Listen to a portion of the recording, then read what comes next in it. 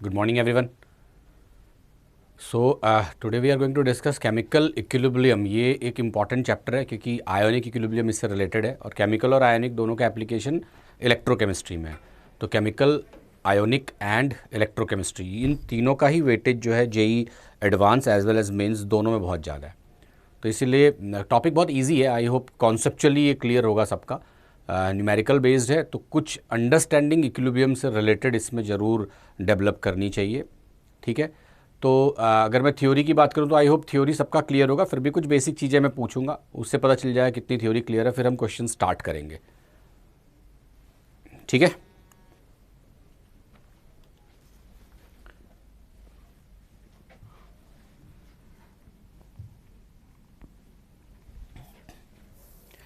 दो तीन चीज़ें हैं. एक तो बेसिक सा, दैट इज़ के पी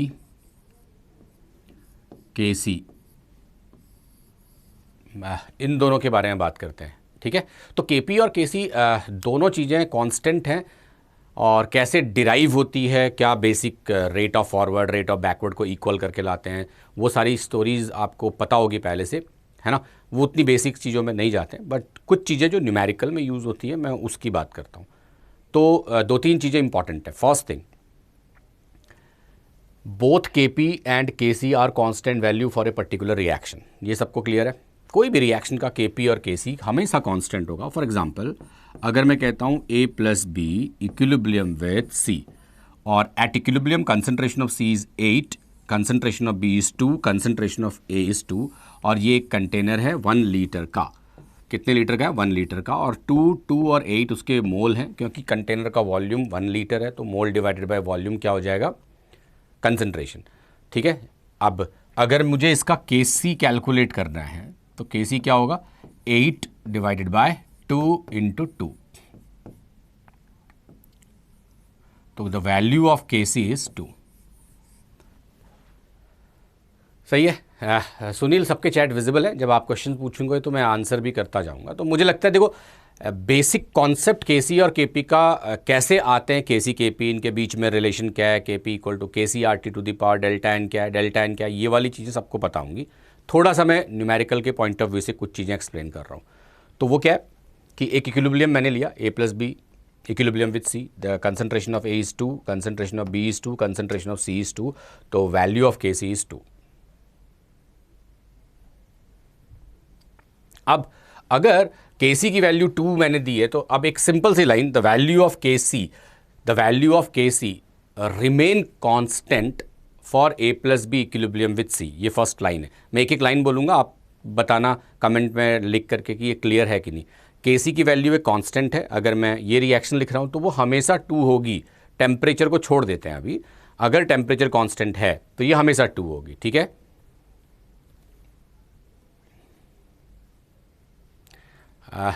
मिक्सचर का मॉलिक्यूलर मास पर बोर्ड में क्वेश्चन. यार बोर्ड की बात अभिषेक अभी हम क्यों कर रहे हैं? चलो, सबने यस लिखा. मेरी दूसरी लाइन, आप ए बी सी की कोई भी कंसंट्रेशन लो, आप ए बी और सी की कोई भी कंसंट्रेशन लो. प्रिंस, टेम्परेचर मैंने पहले स्पेसिफाई किया था इसलिए अभी उस पर मत जाओ. टेम्परेचर को अगर मैं 25, मेरी लाइन दोबारा से सुनो, मैं कह रहा हूं कि एट 25 डिग्री सेंटीग्रेड के सी ऑफ दिस रिएक्शन इज 2, और ये हमेशा 2 होगा. इसको आप चेंज नहीं कर सकते. आप कंसंट्रेशन चाहे कुछ भी ले लो, के सी 2 होगा. ये लाइन समझ आ रही है आपके? आप ए बी सी की कंसंट्रेशन कुछ भी ले लो, मतलब 10 10 10 तीनों ले लो तब भी के सी 2. आप 100 100 100 ले लो तब भी के सी 2.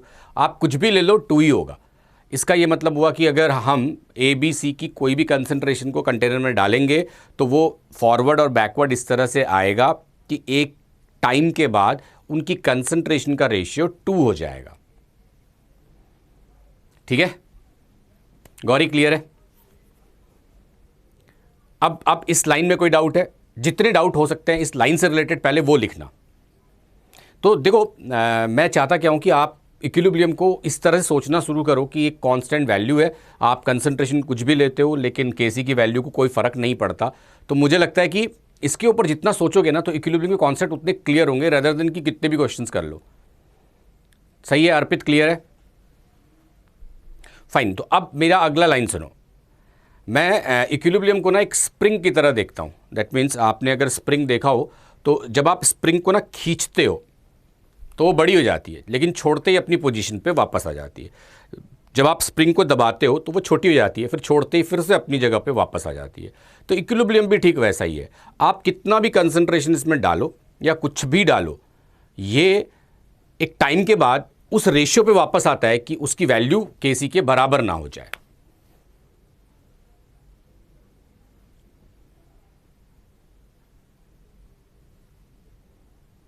केएफ की बात अभी क्यों कर रहे हैं हम? मैं टेम्परेचर की बात थोड़ी देर में करूंगा, लेकिन पहले बेसिक सा लैंग्वेज सबके समझ में आ गया कि आप कुछ भी करो, केसी की वैल्यू हमेशा 2 रहेगी, ये कभी नहीं बदलेगी, चाहे आप इसमें कुछ भी कर लो। सारे न्यूमेरिकल ना इसी लाइन में आते हैं। वो क्या करते हैं, कंसंट्रेशन को बदलते हैं और केसी की वैल्यू फिक्स रहती है और नई कंसंट्रेशन के बारे में बात करते हैं। क्लियर है? रेशियो हमेशा कितना रहेगा? 2। अब ऐसा क्वेश्चन, अब आपने ना एक लॉ पढ़ा होगा, ली चार्टियर प्रिंसिपल। अगर आप ये वाली लाइन ठीक से समझते हो, ली चार्टियर छोड़ भी देते हो तो कोई फर्क नहीं पड़ता। ठीक है? फॉरवर्ड बैकवर्ड हो जाता है, बिल्कुल ठीक है। ली चार्टियर्स बहुत बेसिक सा प्रिंसिपल है, नहीं भी पढ़ोगे तो क्या फ़र्क पड़ता है। अब आप सोचो, मैंने एक लाइन आपको बोली कि यार ये इक्विलिब्रियम है और इसका केसी 2 है, इसका मतलब है concentration of C by concentration of A into B, इसकी वैल्यू हमेशा 2 होनी है।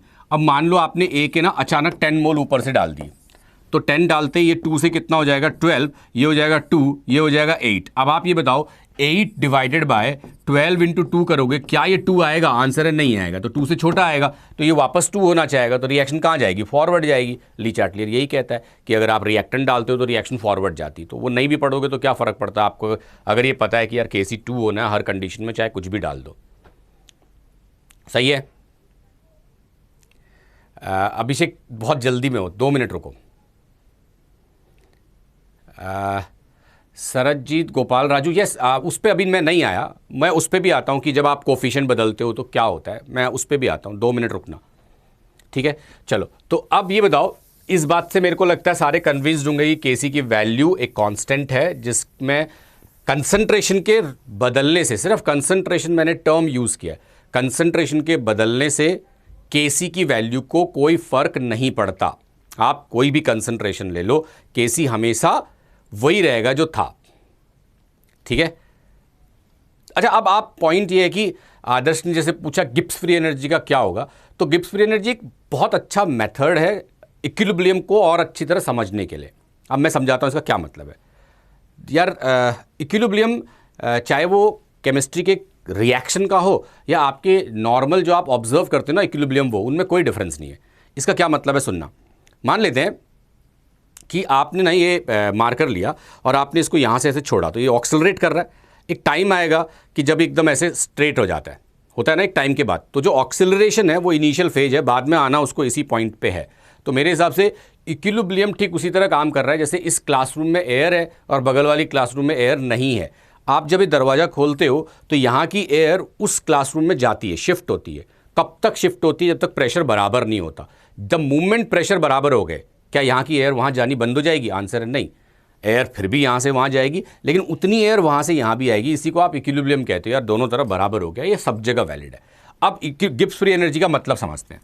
मैं आपको समझाने के लिए एक हाइपोथेटिकल वैल्यू ले रहा हूँ। देखो, A plus B equilibrium with C है। आपने इनिशियली इसके 10 मोल लिए, इनिशियली इसके भी 10 मोल लिए और इसका भी 0 लिया। थर्मोडायनामिक्स में हमने ये पढ़ा है कि इस दुनिया में हर चीज़ अगर स्पॉन्टेनियस है तो वो इसलिए है क्योंकि डेल्टा जी नेगेटिव है। तो अब इस मूवमेंट पे अगर मैं डेल्टा जी की वैल्यू कैलकुलेट करूं तो वो होगी Gibbs free energy of C minus Gibbs free energy of A plus Gibbs free energy of B. यही तो होती है। अब आप सोचो कि सी की कंसंट्रेशन अगर 0 है, उनकी गिब्स फ्री एनर्जी कुछ भी हो, तो डेल्टा जी इस मूवमेंट पे नेगेटिव ही होगा। तो ये कहाँ जाएगा? फॉरवर्ड जाएगा। कब तक जाएगा? जैसे जैसे फॉरवर्ड जाएगा ए और बी बनने स्टार्ट होंगे, तो ए और बी की भी अपनी कुछ गिब्स फ्री एनर्जी रही होगी। तो जिस समय पे ये दोनों बराबर होंगे वो इक्विलिब्रियम हो गया। तो चलो मान लेते हैं कि ये 2 आ गए और ये 2 आ गए और ये 8 आ गए, और इस समय पे डेल्टा जी की वैल्यू इक्वल हो गई और 0 हो गई। तो ये पॉइंट इक्विलिब्रियम का पॉइंट रहा होगा। तो आप कंसंट्रेशन 10 की जगह 100 भी कर देते तो एक पर्टिकुलर रेशियो जहां पे गिब्स फ्री एनर्जी का मल्टीपल 0 होता, वो उसी रेशियो को रिप्रेजेंट करता जहां पे C divided by A into B 2 की वैल्यू पे आता, इसलिए हमेशा डेल्टा जी 0 के टाइम पे रेशियो हमेशा फिक्स होते हैं। दूसरी बात, टेम्परेचर के बदलने से केपी केसी क्यों बदलते हैं? अब आप सोचो, ये वैल्यू आपने निकाली कैसे? ये वैल्यू एक्चुअल में आपने ऐसे निकाली होगी कि इसका जी नॉट का कुछ तो वैल्यू होगा, मान लो एक्स है, वाई है और जेड है। अब ये जो जी नॉट है वो 25 डिग्री सेंटीग्रेड के लिए डिफाइंड है, इसको यहां पे आपने मोल से मल्टीप्लाई करके पुट कर दिया। लेकिन अगर ये टेम्परेचर 25 से मान लो आपने 75 डिग्री किया, तो जो जी नॉट है उसकी value X dash, Y dash और जेड डैश, अब ये तीनों की वैल्यू अगर बदल गई तो ये रेशियो तो बदल जाएगा ना, जहां डेल्टा जी 0 होगा, इसलिए टेम्परेचर के बदलने से बदलता है। But something it is given that Gibbs free energy of the reaction is positive. Is this statement मतलब क्या हुआ रवि मंडल? Sometime it is given that Gibbs free energy of a reaction is positive. Gibbs free energy may be positive, Gibbs free energy may be negative. ये तो depend करता है कि आप किस टाइप की रिएक्शन ले रहे हो। सिंपल सी बात है, अगर Gibbs free energy नेगेटिव है तो वो डायरेक्शन स्पॉन्टेनियस है, पॉजिटिव है नॉन स्पॉन्टेनियस है, जीरो है तो वो इक्विलिब्रियम पे है। जी सी जीरो क्यों है स्टार्टिंग में? अगर यार देखो ये z है तो 0 multiplied by Z dash, zero को किससे भी मल्टीप्लाई करोगे जीरो होगा, बचपन में पढ़ा होगा ना। It is called dynamic equilibrium. The reason behind की एक्चुअली होता क्या है ना, जब आप इसकी कंसंट्रेशन 2 और 8 कर देते हो तो ना रेट ऑफ फॉरवर्ड और रेट ऑफ बैकवर्ड दोनों बराबर होते हैं। तो rate of forward rate of backward बराबर होते हैं, इसका मतलब क्या हुआ, अभी भी रिएक्शन फॉरवर्ड जा रही है, अभी भी रिएक्शन बैकवर्ड आ रही है।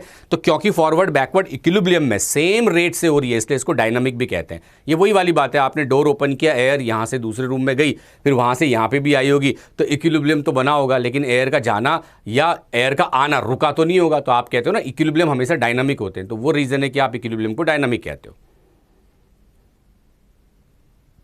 ठीक है, जो मैंने अभी बताया रवि मंडल उसके हिसाब से पॉजिटिव नहीं होगी। अब ये बताओ, इसमें और कोई डाउट तुम्हारे दिमाग में है तो सब कुछ पहले पूछ लो। न्यूमेरिकल में जाने से पहले कॉन्सेप्ट सारे क्लियर होने चाहिए। मैंने केपी केसी का बेसिक सा नहीं बताया क्योंकि मुझे पता है वो सबको पता होगा, तो मैं कुछ चीज़ें ऐसी डिस्कस कर रहा हूँ जिससे आपके डाउट्स और क्लियर होते चले जाए। फाइन, ग्रेट, ठीक है। तो अब आते हैं हम अगले बात में। एक छोटा सा क्वेश्चन पूछता हूँ, चलो कितना क्लियर हुआ। a plus B give rise to C है, इसके 2 और इसके 8 मोल हैं। तो बताओ जरा, फॉरवर्ड का रेट ज़्यादा है या बैकवर्ड का रेट ज़्यादा रहा होगा? मतलब ए बी ज़्यादा रिएक्टिव है या सी ज़्यादा रिएक्टिव है? अगर मैं आपसे ये पूछूं, ये इक्विलिब्रियम का केस है, this is the case of equilibrium 2 and 8। अगर ये इक्विलिब्रियम का केस है तो आप ये बताओ कि रिएक्टिव कौन है ज़्यादा, ए और बी या C? Which is more reactive between A B और सी? आर्यन, ठीक है, ज़्यादा रिएक्टिव। तनवीर केएफ मत लिखो, बस रिएक्टिव कौन है आप ये बता दो। इक्वल मत बोलो, रीजन क्या है, मैं इक्विलिब्रियम पे रेट की बात नहीं कर रहा। ए बी ज्यादा reactive is the correct answer. A B ज्यादा रिएक्टिव, परफेक्टली फाइन। उसका रीजन क्या है आप खुद सोचो ना यार। देखो, ए के 2 मोल और बी के 2 मोल, ये आपने केमिकल काइनेटिक्स में पढ़ा होगा ना कि rate is directly proportional to concentration. Concentration के बढ़ाने से रेट बढ़ेगा। तो जरा सोचो, ए और बी के 2 मोल पे वो रेट आ गए जो सी के 8 मोल पे आए थे। तो सी के आपने ज़्यादा मोल लिए, तब आप वो रेट अचीव कर पाए जो ए और बी के 2 मोल पे आए। तो इसका मतलब ज़्यादा रिएक्टिव कौन हुआ, ए और बी। तो याद रखना, इक्विलिब्रियम में जितनी कम कंसंट्रेशन होती है और उन कम कंसंट्रेशन पे वो रेट अचीव करता है जो उसकी ज़्यादा कंसंट्रेशन में थी, तो वो ज़्यादा रिएक्टिव रहा होगा। क्लियर है? ऐसे केसेस में केसी की वैल्यू हमेशा 1 से ज़्यादा होती है। क्यों? क्योंकि फॉरवर्ड रेट हमेशा ज़्यादा होते हैं। ठीक है, फाइन। एक बहुत इंपॉर्टेंट चीज़ और है, और एक टेम्परेचर को लेके थोड़ा डिस्कस करते हैं, उसके बाद न्यूमेरिकल में आते हैं। देखो, जनरली हम क्या कहते हैं कि कोई भी एक इक्विलिब्रियम मैंने लिख दिया, ठीक है। मैं 2 तरह के इक्विलिब्रियम को रिप्रेजेंट करता हूँ, एक एक्सो और एक एंडो। ये एक इक्विलिब्रियम है और इस इक्विलिब्रियम में ना a plus B equilibrium with c है। तो यहाँ पे a प्लस बी है, ये आपका एक्टिवेशन है, ये आपका c ले लेते हैं। एक और रिएक्शन ले लेते हैं हम, और इसमें ले लेता हूँ मैं x plus Y equilibrium with z। और इस केस में ऐसा करते हैं, ये x प्लस वाई है, ये एक्टिवेशन है और ये z है। So this is x plus Y and this is z। अच्छा, क्या इन दोनों इक्विलिब्रियम के ये कहना ठीक होगा कि जरा देख लो ट्रांजिशन स्टेट है, this is the activation energy for backward, activation energy for backward, this is activation energy for forward. ये आपका ए और बी है और ये सी है, ठीक है। क्या ये बोलना ठीक है? ए प्लस बी से जब सी बना तो देखो इतनी एनर्जी रिलीज हो रही है क्योंकि सी की एनर्जी कम है, तो यानी फॉरवर्ड वाला जो है वो एक्सोथर्मिक है, एनर्जी रिलीज कर रहा है। और जब सी से ए और बी बन रहे हैं तो एनर्जी एब्जॉर्ब हो रही है, यानी बैकवर्ड वाला एंडोथर्मिक है। जरा इस वाले रिएक्शन को देखो, फॉरवर्ड वाला एंडोथर्मिक है, एनर्जी एब्जॉर्ब कर रहा है, और बैकवर्ड वाला एक्सोथर्मिक है, एनर्जी रिलीज कर रहा है। सही है। हम जनरली ये कहते हैं कि टेम्परेचर के बढ़ाने से हमारे रेट बढ़ते हैं, ट्रू, और ये सब जगह वैलिड है। कोई भी रिएक्शन में जब आप टेम्परेचर को बढ़ाते हो तो रिएक्शन और फास्ट होते हैं। अब मैं आपको बता रहा हूँ कि टेम्परेचर के बढ़ाने से इक्विलिब्रियम कांस्टेंट पे क्या फ़र्क पड़ेगा। स्टेबल कौन सा है मिथिलेश? एनर्जी के रिस्पेक्ट में अगर देखोगे तो वो अलग चीज़ है, बट हमेशा एनर्जी स्टेबिलिटी को डिफाइन नहीं करती। एनीवे, तो जब टेम्परेचर के बढ़ाने से इक्विलिब्रियम कांस्टेंट पे क्या फ़र्क पड़ेगा, अगर हमें ये चेक करना है तो हम ये कैसे करेंगे, ये समझते हैं। देखो, क्या ये बोलना ठीक है? टेम्परेचर के इंक्रीज करने का एक सिंपल सा मतलब है। टेम्परेचर के इंक्रीज करने का मतलब है एनर्जी डालना। तो आप सोचो, एनर्जी अगर डालोगे तो वही रिएक्शन जाएगी जिसको एनर्जी चाहिए। अब ये कहना ठीक होगा कि इसमें जब आप टेम्परेचर बढ़ाओगे यानी आपने एनर्जी डाली, अब एनर्जी एब्जॉर्ब कौन कर रहा है? देखना जरा, ये बैकवर्ड एनर्जी एब्जॉर्ब कर रहा है, एंडोथर्मिक वाला। तो टेम्परेचर के बढ़ाने से रिएक्शन कहां जाएगी? बैकवर्ड डायरेक्शन में। क्योंकि रिएक्शन बैकवर्ड गई तो सी की कंसंट्रेशन कम हो गई। अब केसी क्या था? सी बाई ए इंटू बी, तो केसी की वैल्यू डिक्रीज कर गई। ये लाइन आई या नहीं आई, पहले ये बताओ। आर्हेनियस इक्वेशन तो एक इक्वेशन है जो सबको याद होगी, मैं उसकी बात नहीं कर रहा। एक जनरल लॉजिक से आप टेम्परेचर का क्या इंपैक्ट है वो देखने की कोशिश करो। ये वाली लाइन क्लियर है सबको? If I increase the temperature means I am going to add the energy. If I am going to add the energy that means it absorb energy. Absorb का मतलब वो एंडोथर्मिक वाली लाइन की तरफ जाएगा। Endothermic जाएगा मतलब इस केस में बैकवर्ड आएगा। अगर बैकवर्ड आया तो केसी की वैल्यू कम हो गई। परफेक्ट। अच्छा, इस वाले को देखो, इसमें अगर मैं टेम्परेचर को इंक्रीज करता हूं अब क्या होगा? वो एक्सो और एंडोथर्मिक रिएक्शन को देख के आप इजीली प्रेडिक्ट कर सकते हो। क्लियर? पहले ये वाला पार्ट पूरा क्लियर है, फिर अगले लाइन में आऊंगा। ठीक है, फाइन। सबने यस लिखा है, सब रिवाइज करके आए हो मतलब। अब आते हैं हम अगले पार्ट में। एक क्लियर है, एक इंपॉर्टेंट है पूरे केमिकल साइमल्टेनियस इक्विलिब्रियम एक ऐसा पार्ट है जो पूरे केमिकल इक्विलिब्रियम में बहुत इंपॉर्टेंट है और बहुत सारे क्वेश्चंस आते हैं।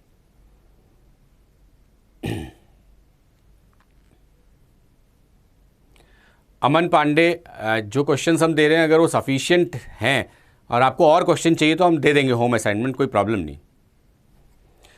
इक्विलिब्रियम इज स्टैटिक मीन्स कि उसकी कंसंट्रेशन में कोई चेंज नहीं है अर्पित। ऐसा नहीं कि वो रुक गया रिएक्शन, उसकी कंसंट्रेशन में कोई चेंज नहीं है ना। लास्ट क्वेश्चन में काइनेटिक्स में यूज सिद्धार्थ कर सकते हो, काइनेटिक्स का यूज भी आप। आर्हेनियस इक्वेशन किसी बच्चे ने लिखा था, वो काइनेटिक्स से ही तो आपने डिफाइन किया था। तो जो आप log equilibrium constant 2/1 del H by 2.30 R वाला इक्वेशन यूज करते हो, वो वही तो है। ठीक है, फाइन। तो अब आते हैं अगले पार्ट में। मुझे एक बात बताओ, सिर्फ सिंपल सी, all of you have a clear idea about the simultaneous equilibrium? सबको साइमल्टेनियस इक्विलिब्रियम के कॉन्सेप्ट क्लियर है? जल्दी से बताओ। अगर क्लियर है तो हम क्वेश्चंस में आएंगे, नहीं तो मैं साइमल्टेनियस की थ्योरी बताऊंगा फिर क्वेश्चन में आऊंगा। या Mudit, I will give you the home assignment. Simultaneous clear है सबका? यस यस लिख रहे हो, आता है, समझ गए। मिक्स है, नो नो भी कह रहे हो यार। आप जिसको आता है थोड़ा रिवाइज कर लो क्योंकि बहुत नो भी आ गए। ठीक है ठीक है, देखो चलो साइमल्टेनियस समझाता हूँ। देखो साइमल्टेनियस में अगर आपके कॉन्सेप्ट स्ट्रांग है ना और आप आयोनिक इक्विलिब्रियम छोड़ दो पूरा, तो भी आप आयोनिक के सारे क्वेश्चन कर सकते हो अगर साइमल्टेनियस के कॉन्सेप्ट क्लियर हैं तो। हाँ, जल्दी से तो नहीं बता पाऊंगा, आराम से ही बताऊंगा। ठीक है, इनर्ट गैस वाला गौरी, ठीक है, इनर्ट गैस वाला ही बता।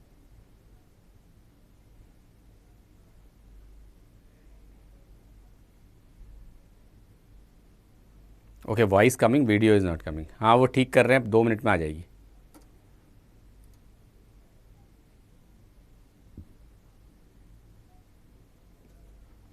स्क्रीन ब्लैक होगी तो यार मैं कैसे दिखूंगा। खैर चलो, जब तक स्क्रीन ये ठीक कर रहे हैं तब तक मैं कुछ बोलता जा रहा हूँ, आप बस सुनते जाना, है ना। देखो साइमल्टेनियस इक्विलिब्रियम ना आयोनिक इक्विलिब्रियम के लिए भी बहुत इंपॉर्टेंट है। और साइमल्टेनियस इक्विलिब्रियम में एक्चुअल में क्या है कि आप मल्टीपल इक्विलिब्रियम को एक साथ देखते हो, ठीक है। Suppose a plus B give rise to C, और मैंने कहा the value of K C is 2। बहुत आराम से सुनना, भी कमेंट मत लिखना, मैं पढ़ नहीं पाऊंगा, पहले समझाना चाहते हैं। तो अब a plus B equilibrium with C है, इसका के सी 2 है। एक सिंपल सी बात है, अगर मैं ना इसमें b को एलिमिनेट कर दूं कंटेनर से तो क्या केसी की वैल्यू बदलेगी? Answer is no. अगर मैं b को ऐड कर दूं तो क्या केसी की वैल्यू बदलेगी? Answer is no. Le Chatelier principle सबने पढ़ा होगा, है ना। अच्छा, लेकिन अगर मैं ना इस a प्लस बी प्लस सी को किसी एक ऐसे कंटेनर में डाल दूं जिसमें एक और मॉलिक्यूल है y, और y b के साथ रिएक्ट करने लगा। देखो एग्जांपल जो मैंने आपको अभी भी बताया उसका क्या मीनिंग हुआ कि जैसे आप a plus B equilibrium with c है, अब आपने y डाला b के साथ और ये ना z देने लगा, तो सडनली आपने इसमें ना y डाला, y डालते एक नया इक्विलिब्रियम एस्टेब्लिश हो गया। So I have added y and y react with b to form a new equilibrium which is y plus B equilibrium with z। बस इतना सोच के बताओ, इसका Kc सेम टेम्परेचर है, इसका Kc 2 होगा क्या जो यहां पे था? क्या लगता है आपको? क्वेश्चन क्लियर हुआ? मैंने ना a plus B equilibrium with c रखा, Kc की वैल्यू 2 है। मैं कह रहा हूं कि मैंने इसमें y डाला, y के डालते एक और इक्विलिब्रियम एस्टेब्लिश हो गया। तो क्वेश्चन इज कि इसका सेकंड वाले का Kc क्या 2 होगा? यस या नो? और सोच के बताना, बस ऐसे यस नो मत लिखना। आयुष अभिषेक कह रहे हैं नो, आयुष गुप्ता ने अब यस कह दिया, तनवीर भी यस कह रहा है, Rohit no, Rishabh no, Surendra, Gyanendra yes, Kailash ने भी नो लिखा है। यार नो लिखने वालों से एक सवाल है, इसका मतलब देखो आप ना बहुत जल्दी कंक्लूड करते हो कॉन्सेप्ट, इसीलिए बिल्डअप नहीं हो पाते। जल्दी कंक्लूड मत करो। जिसने भी नो लिखा है, जो मैं कह रहा हूं वो सोचना। मैंने शुरुआत इक्विलिब्रियम की ऐसे की कि a plus B equilibrium with c है। यार ये 2, 2 और 8 है, मैंने कहा केसी की वैल्यू 2 है, आपने कहा यस। मैंने अगली लाइन बोली केसी नेवर चेंज, अगर आप टेम्परेचर नहीं बदलते हो, आपने कहा यस। अब मैंने कहा यार मैं b इसमें डालता हूं या a इसमें डालता हूं, केसी फिर भी 2, उसमें भी आपने यस बोला। मैंने कहा b में निकाल देता हूं बाहर, तब भी केसी 2, उसमें भी आपने यस बोला। मैंने इसको स्प्रिंग की तरह दिखाया, उसको भी आप कन्विंस्ड हो गए। अब ऐसा क्या हुआ कि मैंने y डाला तो b कंज्यूम ही तो हो रहा होगा, तो b कंज्यूम होना या b को निकालना कोई डिफरेंट चीज है? Answer is no. तो क्या इसका केसी यहां अगर 2 है तो यहां पे 2 नहीं होगा? तो जिसने भी नो बोला उसके लिए है ये। तो याद रखना, केसी की वैल्यू कभी नहीं बदलती अगर आप टेम्परेचर को ना चेंज करो, और टेम्परेचर के चेंज होने से ऑब्वियसली वो बदलनी चाहिए भी, बट अगर आप टेम्परेचर को नहीं बदलते तो केसी की वैल्यू कभी नहीं चेंज होगी, वो 2 ही रहेगी, चाहे आप 10 इक्विलिब्रियम में उसको डाल दो, कुछ भी कर दो। एक बार मुझे याद है, one of my student all India rank 3rd, उसने मुझे इक्विलिब्रियम में एक क्वेश्चन पूछा था क्लास में ही। तो कुछ देर तक मैं सोचता रहा कि यार ये बोल तो सही रहा है। अब वो क्वेश्चन क्या था पता है आपको? उसने मुझे कहा कि इसी कंटेनर में 2-3 क्वेश्चन थे, मैं अगर आप टाइम होगा तो मैं दोनों तीन सारे शेयर कर सकता हूं। So this is 2, this is 2, this is 8 and the value of KC of this equilibrium is 2। तो हम ऐसे ही डिस्कशन कर रहे थे और पूरी मतलब we have discuss almost 3 hours in equilibrium, single line, the value of KC remain constant without any numerical. तो अलग अलग टाइप ऑफ क्वेश्चंस बच्चे पूछ रहे थे कि केसी कैसे बदल सकते हैं। तो उसमें कुछ इंटरेस्टिंग फैक्ट्स आए। पहला इंटरेस्टिंग फैक्ट क्या था कि in this container KC is 2, correct. तो अगर मैं बी डालता हूं तो रिएक्शन फॉरवर्ड जाती है, ये भी सही है, तो यानी केसी हमेशा 2 ही रहेगा। अब किसी ने मुझे पूछा कि हम ऐसा करते हैं कि बी की कंसंट्रेशन को बढ़ाने के लिए 1000 मोल्स ऑफ बी डाल देते हैं, 1000 मोल्स ऑफ बी इसमें डाल देते हैं। तो हुआ क्या, उनका ये पॉइंट था कि आप इसको फॉरवर्ड ले जाते हो और केसी को फिर से 2 रख देते हो। तो अगर मैं 1000 मोल डालूंगा तो ए तो लिमिटिंग होगा, अगर ए लिमिटिंग होगा इसका मतलब है इसकी नई कंसंट्रेशन तो 1002 हो जाएगी, और ये 2 है, ये 8 है। अगर आप इसको फॉरवर्ड भी ले जाओगे तो ये 2 से तो 0 नहीं कर सकते, इसका मतलब ये 1000 से कम नहीं हो सकता। और अगर ये 1000 से कम नहीं हो सकता तो क्या ऐसी कंडीशन में भी केसी की वैल्यू 2 रहेगी? तुम्हें क्या लगता है? Firdaus, yes, your chat is visible to me. Venkat Raman, your chat is also visible. KC शक्तिमान है, यस सिद्धार्थ ने एकदम सही कहा, केसी शक्तिमान है, हमेशा वही रहेगा। अगर आप कहते हो यस इसमें भी 2 रहेगी तो ये बता सकते हो कैसे रहेगी, और अगर नहीं रहेगी तो बताओ क्यों नहीं रहेगी। आयुष ने कहा चेंज होगी, अथर्व ने कहा नो, संभूति यस, वेंकटेश ने कहा वेंकटेश तो हमेशा 2 ही बोलेगा। Equilibrium will destroy, equilibrium destroy का कॉन्सेप्ट तो होता ही नहीं है। अच्छा चलो चलो, आपने कहा चलो, बहुत सारे बच्चे 2 ही कह रहे हैं, मुझे बस इतना बता दो, अगर आप 2 कह रहे हो, अगर आप 2 कह रहे हो तो ये बता दो कि यार ये 2 अगर हुआ, मान लो आपने कहा 2 सॉरी केसी की वैल्यू 2 ही है, तो ये कंसंट्रेशन कैसे, मतलब कैसे 2 आएगी ये बताओ। चलो कैसे आएगी 2, इसको तो आप 1000 से कम नहीं कर सकते, 2 लाइन में समझा सकते हो कैसे 2 आएगी, फास्ट करना। लेकिन प्रबंध जैन, एक्टिव मास की बात मत करो, अगर कंसंट्रेशन की बात चली रही है तो उसमें B 2 मोल के अकॉर्डिंग ही कैलकुलेट करेंगे। तरुण गुप्ता करके दिखा दो यार। डेविड ने बिल्कुल सही कहा, कंसंट्रेशन, इसका एक ही कंसंट्रेशन ना 10 की पावर -3 हो जाती है, तो वो कैंसल आउट हो जाएगा, तो ये फिर भी 2 ही रहेगा। ये क्वेश्चन तो आपने बिल्कुल सही कहा। एक चीज और मैं पूछता हूं, जब आप इतना आंसर दे रहे हो तो एक चीज और मैं पूछता हूं, बैकवर्ड रिएक्शन का कोई मतलब नहीं है, आप बी को डालोगे ये रिएक्शन हमेशा फॉरवर्ड जाएगी। द पॉइंट इज बी बहुत बड़ा था तो एक ही कंसंट्रेशन 10 की पावर -3 तक पहुंच जाएगी, तो वो कैंसल आउट हो जाएगा और 2 के आसपास पहुंच जाएगा। खैर वो इजी था। एक क्वेश्चन मैं और पूछता हूं 2 के रेस्पेक्ट में, फिर वापस से उसी साइमल्टेनियस पे आ जाऊंगा। इसी डिस्कशन में एक और क्वेश्चन निकल के क्या आया था, एक ना साइंटिस्ट थे, अगर सबने सुना होगा, ओस्टवर्ड, उन्होंने डाइल्यूशन के ऊपर बहुत काम किया था। तो उनका ये मानना था कि कोई भी सॉल्ट अगर आप वाटर ऐड करते हो ना, ज़्यादा से ज़्यादा टूटता है। तो मान लो एक रिएक्शन है जिसमें ना एसिटिक एसिड है, and it will give you acetate ion and H+ ion. तो इसकी कंसंट्रेशन मान लो 8 है, और ये 2 और ये 2, और एक Kc की वैल्यू भी कुछ रख लेते हैं, कितना आया है 4.2.5। अब आप इसमें भी Kc को कहोगे कांस्टेंट है, तो अब आप ये कंटेनर ले लो, और इस कंटेनर में ना 1 लीटर वाटर है। ओस्टवर्ड डाइल्यूशन लॉ को इसमें अप्लाई करो। तो अगर मैं इसमें ऊपर से वाटर ऐड करता हूं, ध्यान से सुनना, ऊपर से वाटर ऐड करूंगा, तो अगर मैं ऊपर से वाटर ऐड करूंगा तो रिएक्शन तो फॉरवर्ड जाएगी ना। तो अगर ये फॉरवर्ड जाएगी तो ये दो बढ़ेंगे ना, और ये कम होगा। तो क्या वाटर के ऐड करने से भी Kc की वैल्यू 0.5 रहेगी? और अगर आप कहते हो यस, तो ये भी बताओ कैसे, और अगर आप कहते हो नो, फिर तो आपने Kc बदल दिया। So if I am going to add water, इसमें अगर मैं वाटर को ऐड करता हूं तो ओस्टवर्ड डाइल्यूशन लॉ तो वैलिड होगा, तो रिएक्शन तो फॉरवर्ड जानी चाहिए। अगर फॉरवर्ड गई तो ये दोनों तो बढ़ेंगे, और ये फैक्ट है। आप कोई भी सॉल्ट को भी आप पानी में डाल करके ऊपर से वाटर डालते हो ना, तो रिएक्शन फॉरवर्ड जाती है।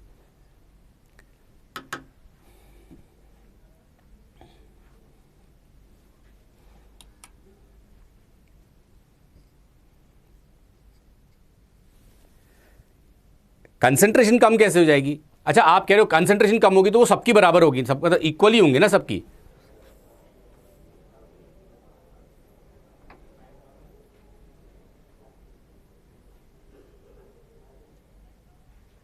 अच्छा अगर आप कंसंट्रेशन की बात कर रहे हो, चलो मैं थोड़ा क्वेश्चन को रिपीट कर रहा हूं।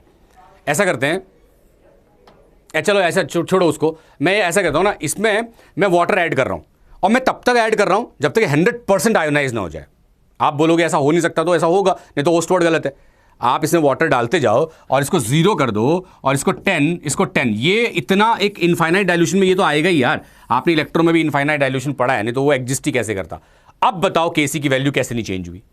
ये तो 0 होगा, होगा ही होगा वो। और अब आप ये बोलो जितना कंसंट्रेशन इंक्रीज या डिक्रीज होगा प्रोडक्ट उतना होगा, वो इसमें वैलिड ही नहीं होगा। हाँ ब्रिसा, बिल्कुल अल्फा इस तरह से बढ़ेगा कि Kc सेम रहेगा, जादू है।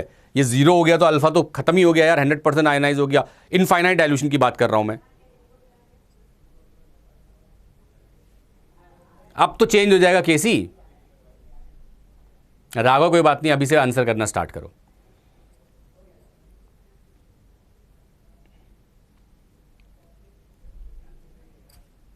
अनुराग नहीं, मैं बताता हूं इसका फंडामेंटल रीजन क्या है। पार्शियली आपने सही लिखा है। देखो होता क्या है ना, केमिकल इक्विलिब्रियम के कॉन्सेप्ट सिर्फ तब वैलिड होते हैं जब आपका कंटेनर क्लोज्ड है। अगर कंटेनर ओपन है तो वैलिड नहीं है। अब इसमें क्या हुआ समझना, जब आप वाटर डाल रहे हो, देखो ओपन और क्लोज को ना गैस के लिए समझाना आसान है यार। अगर मैं किसी कंटेनर में ना गैस की बात कर रहा हूं तो वो कंटेनर क्लोज है, तो सारी गैस उस क्लोज कंटेनर के अंदर है, मेरे लिए क्लोज है, तभी तो इक्विलिब्रियम बना। अगर मैं कंटेनर ही ओपन कर दूं तो इक्विलिब्रियम नहीं बना। तो गैस के लिए ना कंटेनर ओपन और क्लोज हमें दिखाई दे रहा होता है। सॉल्यूशन के लिए क्या है, सॉल्यूशन के लिए आप इतना वाटर मत ऐड करो कि उस सॉल्यूट के लिए ही वो कंटेनर ओपन हो गया। तो यहां पे सबसे बड़ी प्रॉब्लम थी कि आप you are going to add continuously water. आप कंटिन्यूअसली जब वाटर ऐड करते जाते हो ना तो वो सॉल्यूट के लिए इनफाइनाइट वॉल्यूम हो गया। तो वो सॉल्यूट के लिए now the system become open, और एक बार सिस्टम ओपन हो गया तो केमिकल इक्विलिब्रियम की कॉन्सेप्ट वैलिड ही नहीं है। आप कोई भी गैस के भी केस में ये ले लो, ऐसा होता है।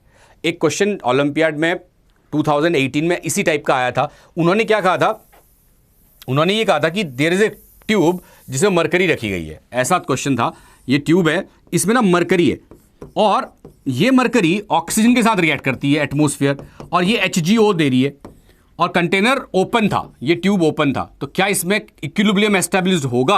आंसर उसका था यस। रीजन क्या था, मरकरी हैवी है, यहां पे रहेगी। ऑक्सीजन एटमॉस्फेयर में ऑक्सीजन की कंसंट्रेशन, ट्यूब के अंदर ऑक्सीजन की कंसंट्रेशन सेम है। HgO की डेंसिटी एयर से बहुत हैवियर है, तो ये इवापोरेट ही नहीं करेगी, तो वो भी यहीं रहेगा, तो ये इक्विलिब्रियम एस्टैब्लिश हो जाएगा।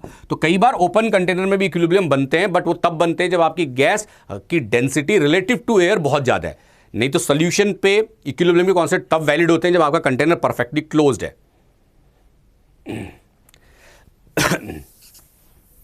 सही है।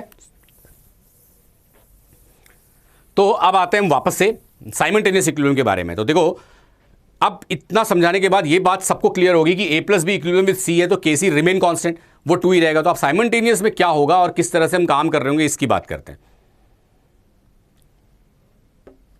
देखो, मान लेते हैं कि मैंने लिखा A + B equilibrium with C, और अब आप लिखते हो कि Y + B equilibrium with Z। तो साइमल्टेनियस सबसे इंपॉर्टेंट चीज क्या है? सबसे इंपॉर्टेंट चीज है the equilibrium constant for A + B equilibrium with C।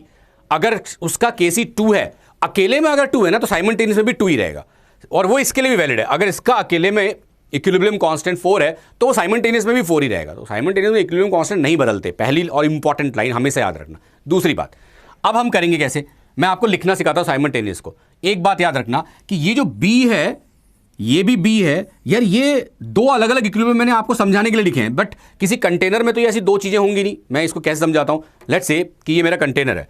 अब मुझे ना ये वाला इक्विलिब्रियम बनाना है, तो मैं क्या कर रहा हूँ, इसको विजुअलाइज करना थोड़ा। मैं क्या कर रहा हूँ, इसमें ना A और B डाल दे रहा हूँ, यही होगा। तो टाइम t = 0 पे A और B है, इससे एज्यूम करना टाइम t = 0 में A और B है। कुछ टाइम के बाद C बन गया। Now this container consist of 3 different type of molecule A, B and C, और वो उनकी कंसंट्रेशन एक इक्विलिब्रियम में आ चुकी है, इक्विलिब्रियम बन चुका है। तो एक इक्विलिब्रियम बन चुका है A + B equilibrium with C, but वो प्लस का साइन, इक्विलिब्रियम का साइन तो इस कंटेनर में नहीं है, इसमें सारा खेल ही चल रहा है कंसंट्रेशन का। तो वो A, B और C 3 कंपोनेंट का ऐसा रेशियो रहा होगा इस कंटेनर के अंदर कि जब आप C को A और B से डिवाइड करोगे तो वो 2 आ जाएगा। ये बात समझ आ गई होगी। अब आपने अचानक इसमें Y डाल दिया, कंटेनर को खोला और Y डाला। अब क्या होगा, अब यहां पे ना स्टोरी कैसी बन रही होगी, इसमें अब 5 चीजें होंगी, A, B, C, Y और Z, ये 5 होंगी।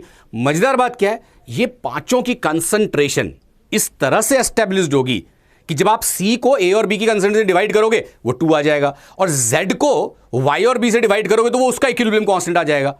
इसका मतलब है जब आप Z को Y और B से डिवाइड कर रहे हो तो इसमें आप B ले रहे हो, और जब आप C को A और B से डिवाइड कर रहे हो तो आप वही B की कंसंट्रेशन ले रहे हो, यानी B की कंसंट्रेशन एक ही है। इसका मतलब है इस कंटेनर में B ये दोनों अलग नहीं है बल्कि एक है। तो कायदे से मुझे ऐसे लिखना चाहिए तो ज्यादा अच्छा होता कि A + B equilibrium with Z and B + Y equilibrium with, sorry ये C है, B + Z equilibrium with C। So this B become common for both the equilibrium, तो एक ही B रहा होगा।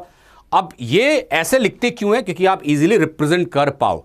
अब कैसे रिप्रेजेंट करेंगे, चलो मान लेते हैं कि इसकी कंसंट्रेशन टाइम t = 0 में 1 है, इसकी कंसंट्रेशन टाइम t = 0 में 1 है, ये 0 है, और इसकी कंसंट्रेशन टाइम t = 0 पे 1 है। अब मैं ऐसा लिखूंगा 1 - alpha, this is become alpha, 1 - beta, but the concentration of B is actually 1 - alpha. तो 1 - अल्फा माइनस बीटा, अगर आप यहां माइनस बीटा लिख रहे हो तो यहां भी माइनस बीटा लिखोगे और ये हो जाएगा बीटा। अब आप सोचो what is the concentration of B. Actually the concentration of B is 1 minus alpha minus beta. So this is the actual concentration of B at equilibrium for both the side. तो वो दोनों की concentration क्या होगी? Equal होगी. Solubility product is different. Ravi Mandal, इसको इससे relate मत करो. ये लाइन सबके समझ में आ गई? क्लियर? क्लियर है? ऐसे कई सारे साइमल्टेनियस इक्विलिब्रियम बन सकते हैं और हम बनाते भी हैं. ठीक है.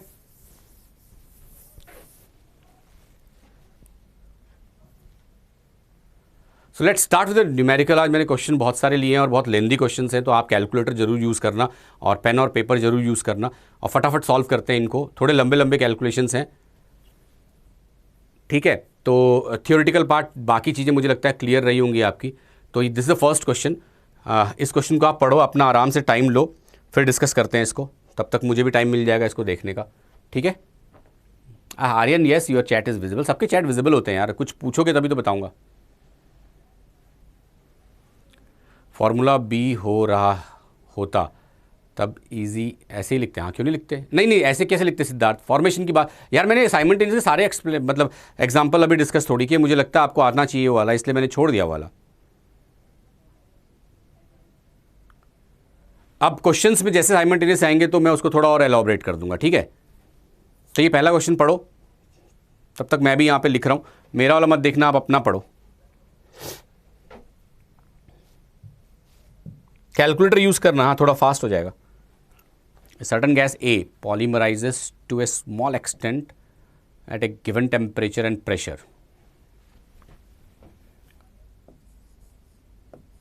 Na पॉलीमराइज कर रही है, रिएक्शन भी इन्होंने गिवन है. So that the gas obey approximate equation PV by RT 1 minus n minus 1 Kc by V to the power n minus 1, where Kc equal to this and V is the volume of the container, assuming that initially 1 mole. अच्छा, ये के 1 mole है. Time t equals to 0 पे, तो time t equals to t पे 1 minus n alpha alpha.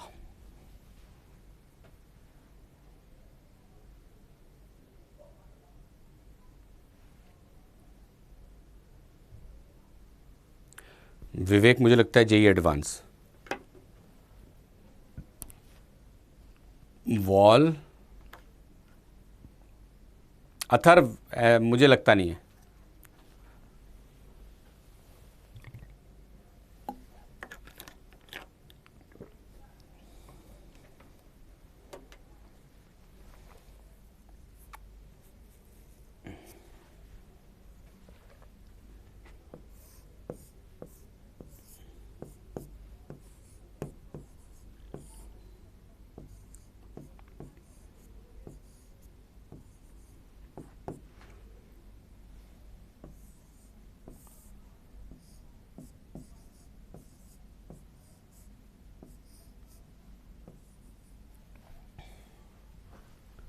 ओहो,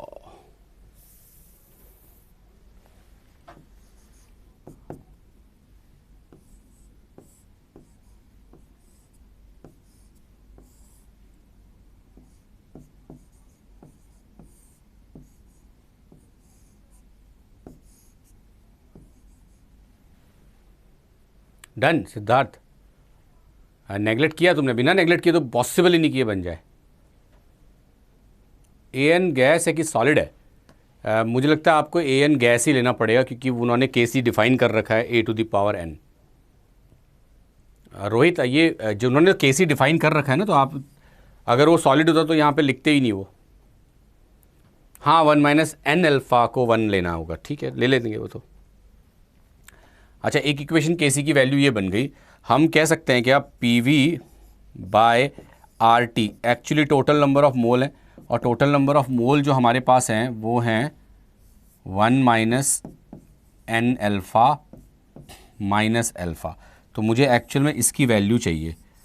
तो आप क्या करो, इस वाले एक्सप्रेशन में हम ये कह सकते हैं क्या, इसको थोड़ा छोटा कर देता हूँ पहले मैं. ये हो जाएगा alpha v to the power n, तो ये हो जाएगा v to the power n minus 1 divided by 1 minus N alpha to the power n। सही है।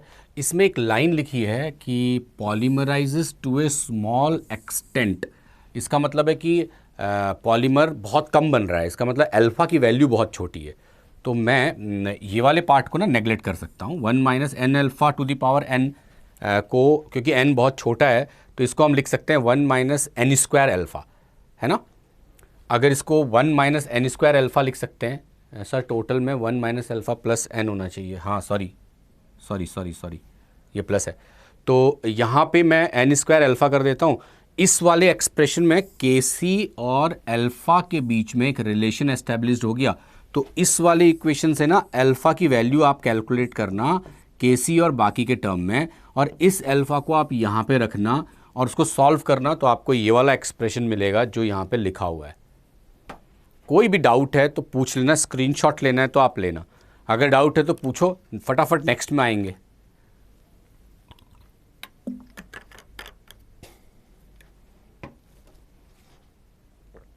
डन निखिल, सौरभ ठीक है। यस सर, मिल गया आंसर, ठीक है। आदर्श सीक्वेंस स्क्वायर कैसे हो जाएगा सर? एन स्क्वायर कैसे हो जाएगा मतलब? मैं नेगलेक्ट कर रहा हूँ ना 1 माइनस एन अल्फ़ा को, एन बहुत छोटा है इसलिए मैं वहाँ पे ले आया। ठीक है, डन, ठीक है। मैंने 1 माइनस एन अल्फ़ा को नहीं, एन अल्फ़ा को नेगलेक्ट नहीं दिया तुम। उसमें दिया है कि एन की, सॉरी, अल्फ़ा की वैल्यू बहुत छोटी है, एन की वैल्यू बहुत छोटी तो नहीं है ना। एक्सटेंट ऑफ डिसोसिएशन तो अल्फ़ा को रिप्रेजेंट कर रहे हैं। ठीक है, फाइन। तो आप सबने लिखा, हो गया। तो moving to the next question. Simultaneous का बहुत अच्छा एग्जाम्पल है ये। साइमल्टेनियस का बहुत अच्छा एग्जाम्पल है, आराम सॉल्व करो। When NO and NO2 are mixed the following equilibrium is readily obtained. कौन सा इक्विलिब्रियम है? फर्स्ट इक्वेशन है हमारे पास 2NO2। तब तक आप पढ़ो। एन अल्फ़ा को अल्फ़ा नहीं ले सकते हैं Kailash. 2NO2 equilibrium with N2O4, Kp है 6.8 एटमॉस्फेयर इनवर्स। एक इक्वेशन और है NO प्लस NO2 N2O3, इसका Kp गिवन नहीं है, ठीक है। In an experiment when NO and NO2 are mixed in the ratio of 1:2, NO and NO2 1:2, तो रेशियो को प्रेशर में ले सकता हूँ मैं 1p 2p। The final total pressure was 5.05। Fine. ये कंटेनर है, इसका फाइनल टोटल प्रेशर इक्विलिब्रियम का 5p है। आप अपना सॉल्व करना, मेरा मत देखना। प्रियांश, उस क्वेश्चन में अल्फ़ा बाई n बनेगा या प्रोडक्ट में? अगर आप एन अल्फ़ा की जगह रिएक्टेंट में अल्फ़ा लिख रहे हो तो अल्फ़ा बाई n ले लो। मैंने एन अल्फ़ा लिया था इसलिए प्रोडक्ट में अल्फ़ा लिखा। The final total pressure is 5.05। मैंने 5p लिखा है, सॉरी, ये है 5.05।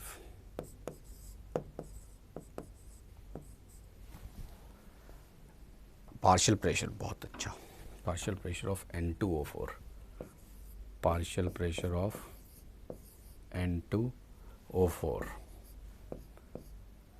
1.7। कैलकुलेट ए क्या है भाई? देखिए NO, ओ सॉरी, ए और बी दो क्वेश्चन है। देख लो, हम पार्शियल प्रेशर ऑफ NO निकालना है मेरे को।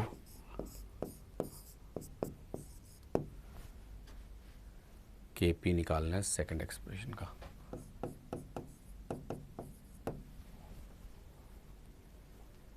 किसी का आंसर आया क्या?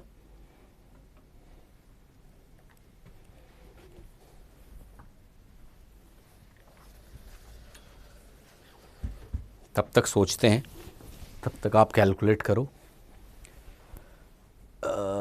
फर्स्ट एक्सप्रेशन के P is given, second expression 1p 2p। हाँ मैं वेट कर रहा हूँ Siddharth. 1p 2p 1p 2p minus beta.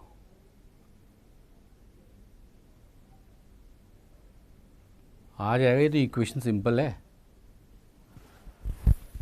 पुरजीत 1:2 मास है या मोल, लिखा तो है उस क्वेश्चन में द मिक्स 1:2। ओ नहीं लिखा है।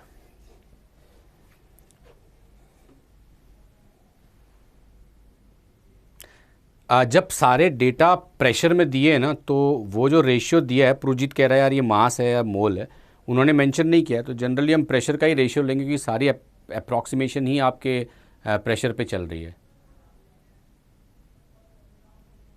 मिथिलेश मैंने बाइनोमियल नहीं यूज़ किया था, मैंने तो नेगलेक्ट कर दिया था, इसलिए मैं बाइनोमियल से बच गया था। लेंदू कैलकुलेशन है, यस गर्ग। राघव मैं आंसर अभी बताता हूँ आपको, आंसर मैंने यहाँ पे लिखे हुए हैं।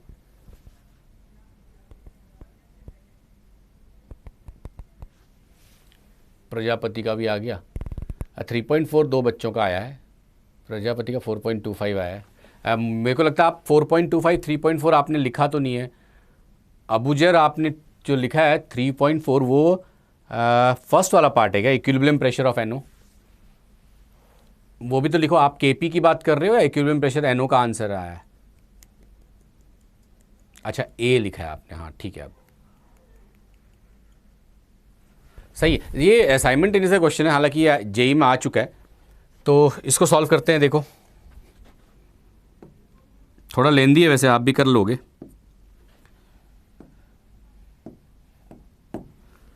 तो मैं ऐसा करता हूँ कि माइनस अल्फ़ा अल्फ़ा इसको कर देते हैं हम 2 बीटा बीटा, तो ये हो जाएगा 2p minus alpha minus 2 beta. पहली बात ये एक एक स्टेप करके पूछते हैं, तो फिर बाद में आप एक साथ पूछोगे मैं समझा भी नहीं पाऊंगा। ये वाला पार्ट क्लियर है जो मैंने अल्फ़ा और बीटा के टर्म में लिखा है, साइमल्टेनियस इक्विलिब्रियम का प्रेजेंटेशन सबको क्लियर है? ये वाला पार्ट क्लियर? राघव मैंने देख लिया आपका आंसर, थोड़ी देर में आंसर बताता हूँ, आप चेक भी करना अपना। ये पार्ट क्लियर है अल्फ़ा और बीटा, कोई डाउट तो नहीं किसी को? फाइन, कोई क्लियर डाउट नहीं है, ठीक है फाइन। अब आते हैं हम क्या क्या गिवन है। तो पहला एक्सप्रेशन ना केपी का गिवन है, तो मैं ऐसा लिखूं beta by 2p minus alpha minus 2 beta square equal to 6.8। So this is the first equation जो मुझे क्वेश्चन से मिल गया। एक इक्वेशन टोटल प्रेशर से बना लेते हैं, तो टोटल प्रेशर का मतलब हो गया 2p minus alpha minus 2 beta is the pressure of NO2 plus beta is the pressure of N2O4 plus 1p minus alpha pressure of NO plus alpha pressure of N2O3 that is equals to 5.05। So this is second equation, है ना। एक equation और बन रही है, NO का pressure दे रखा है, तो यानी कि p माइनस अल्फ़ा की वैल्यू 1.7 है, third equation. So we have p, alpha and beta, 3 equation, sorry 3 variable and 3 equation. Ravi मैंने N2O4 के मोल नहीं प्रेशर लिखे हैं, आप ये देखो, मैंने कहा इससे 2 मोल से 1 मोल, तो अगर इसके 2 बीटा रिएक्ट किए तो इसके बीटा बने होंगे, तो मैंने बीटा लिख दिया। सर NO में बीटा नहीं आएगा, NO में बीटा नहीं आएगा, NO में मैंने बीटा नहीं लिखा है, NO में तो अल्फ़ा लिखा है ना, NO में तो सही है ये। और कुछ कह रहे हो आस्था, तो ये बता दो आप। तो मैंने जो 3 इक्वेशंस बनाए उसको आप सॉल्व कर सकते हो। N2O4 क्या दिया है? N2O4 कुछ भी नहीं दिया, N2O4 में कहाँ कुछ लिखा है? N2O4 तो बन रहा है, N2O4 बीटा बनाया मैंने।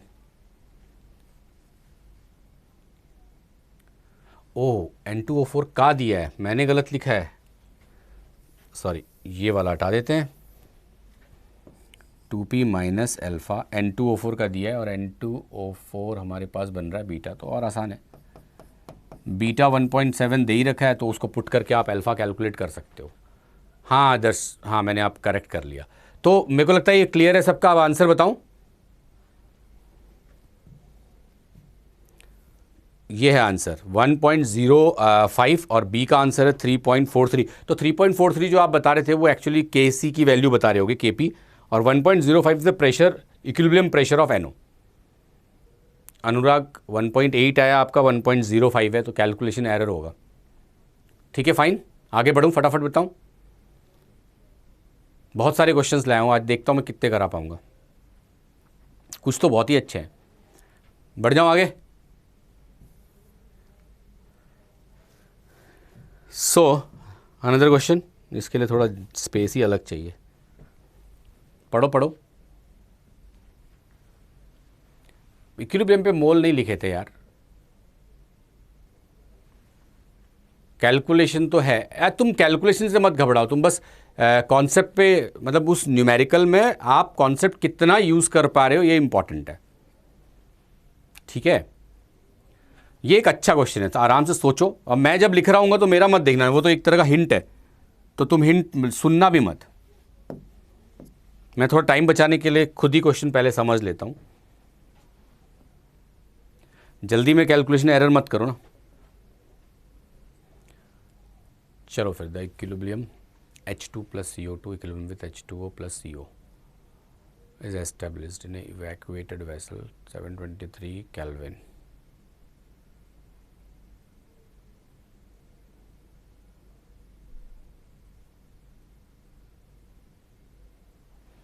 अर्नव, वो जो क्वेश्चन मार्क लगा रहे हो आप, इवैक्यूएटेड वेसल, इसका मतलब क्वेश्चन में आपको ये गिवन है कि पहले से उस कंटेनर में कोई भी गैस नहीं है।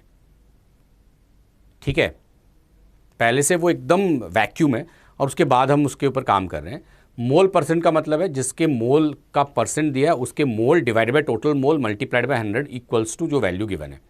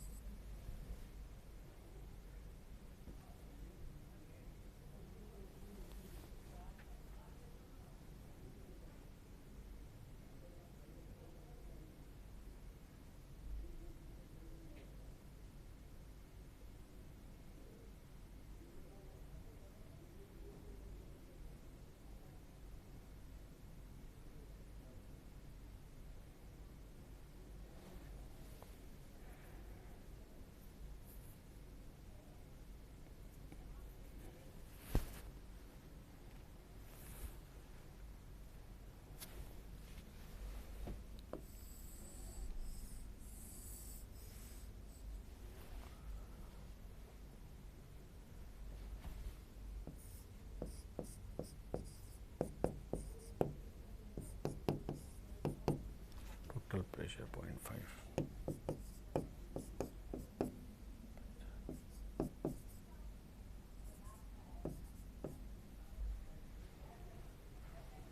किसी का आया? इसके दो पार्ट हैं, मैंने अभी फर्स्ट पार्ट ही लिखा है। तो फर्स्ट पार्ट में ये कह रहा है H2 और कार्बन डाइऑक्साइड 0.1 एंड 0.2 मोल हैं और 723, तो ये अल्फा वाला टर्म सबके समझ आ गया होगा, तो वैसे ही हो जाएगा। मोल परसेंट ऑफ H2 10% है, इसका मतलब alpha by 0.1 minus alpha plus 0.2 minus alpha plus 2 alpha into 100 equal to 10 है। तो अल्फा की वैल्यू यहाँ से निकाल लो आप। अब अल्फा की वैल्यू निकल गई तो टोटल नंबर ऑफ मोल आ गए। टोटल नंबर ऑफ मोल आ गए तो PV इक्वल्स टू nRT कर लो। प्रेशर दे रखा है कितना, प्रेशर दिया हुआ था, प्रेशर दिया था, टोटल प्रेशर 0.5, तो टोटल प्रेशर हो गया 0.5। वॉल्यूम निकालना है, टोटल नंबर ऑफ मोल अभी भी हमने कैलकुलेट किया 0.1 प्लस 0.2 0.3 है ना। आर टेम्परेचर भी गिवन है, तो वॉल्यूम आ गया और वॉल्यूम आ गया, KP आ गया। तो यहाँ तक का फर्स्ट पार्ट तो क्लियर ही है। वेंकटेश 0.075 kp आया ना आपका, ठीक है, यही वाला मेथड से सॉल्व किया है। तो ये वाला फर्स्ट पार्ट तो खैर इजी था। अब आगे पढ़ते हैं। If now into the flask solid CaO and solid CO is introduced to new equilibrium is established. ये दोनों अलग अलग इन दो के साथ रिएक्ट कर रहे हैं। The new equilibrium mixture contain 30 मोल% of water vapour. Calculate the equilibrium constant for the new equilibrium. इन दोनों का इक्विलिब्रियम आपको बताना है।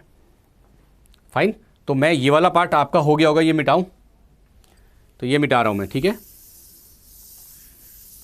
तो ये फर्स्ट पार्ट था। अब सेकेंड पार्ट में थोड़ा इंटरेस्टिंग चीज़ आई है। अब ये साइमल्टेनियस के इक्विलिब्रियम का अच्छा एग्जांपल हो गया, जिसमें 2 इक्विलिब्रियम एस्टेब्लिश्ड हो रहे हैं। COO सॉलिड लिखा हुआ है जो H2 के साथ रिएक्ट कर रहे हैं, और आपको दे रहे हैं CO सॉलिड H2O गैस। और सेकेंड वाले पार्ट में भी COO CO के साथ रिएक्ट कर रहे हैं, CO solid plus CO2 gas. अब 0.1 मोल से ही शुरू करते हैं। 0.1 minus alpha, 0.1 minus alpha minus beta, beta 0.2 minus beta, beta, beta, यहाँ पे माइनस बीटा कर देते हैं। और CO पहले से बीटा था, तो beta minus gamma, beta minus gamma, ये हो गया गामा। कार्बन डाइऑक्साइड गामा बन गई, तो यहाँ पे प्लस गामा कर देते हैं। H2O बीटा बन गया, सॉरी बीटा मैंने क्यों लिया है, बीटा बनाया मैंने, ठीक है। तो H2O यहाँ से भी अल्फ़ा बन रहा है, तो माइ प्लस अल्फ़ा, है ना। कार्बन डाइऑक्साइड गामा बना, प्लस गामा कर दिया मैंने, ठीक है। ये वाला अल्फ़ा है। अब ये बताओ, ये वाला एक्सप्रेशन समझ आया? ये वाला एक्सप्रेशन समझ आया जो मैंने लिखा है? एक बार और समझाऊं, थोड़ा स्पेस से समझाता हूँ, रुको, ये थोड़ा साफ सुथरा नहीं हुआ, एक बार दोबारा समझाते हैं।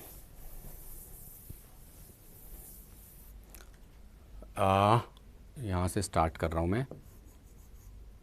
H2 plus CO2 equilibrium with H2O plus CO, ये 0.1 है, ये 0.2 है।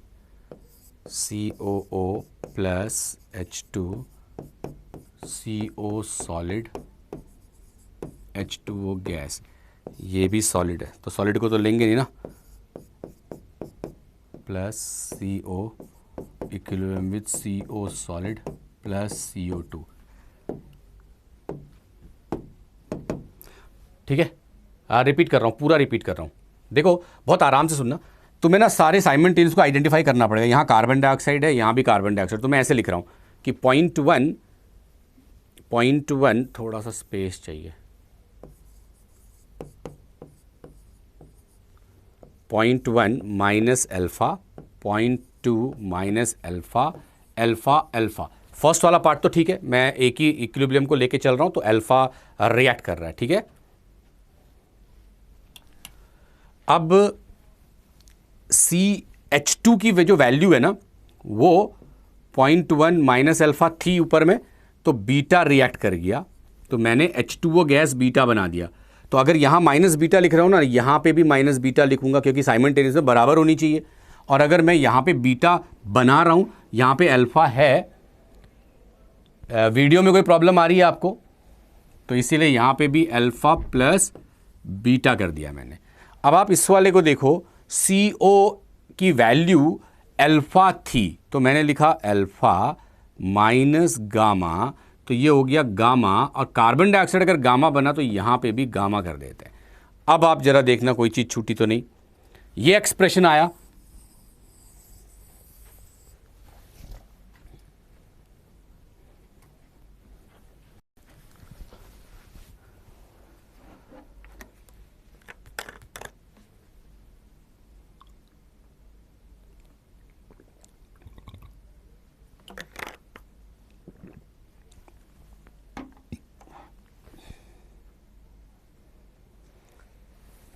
CO में माइनस गामा कीजिए सर, CO में माइनस गामा, हाँ ये सही कहा तन्मय तूने, CO में माइनस गामा कर दिया।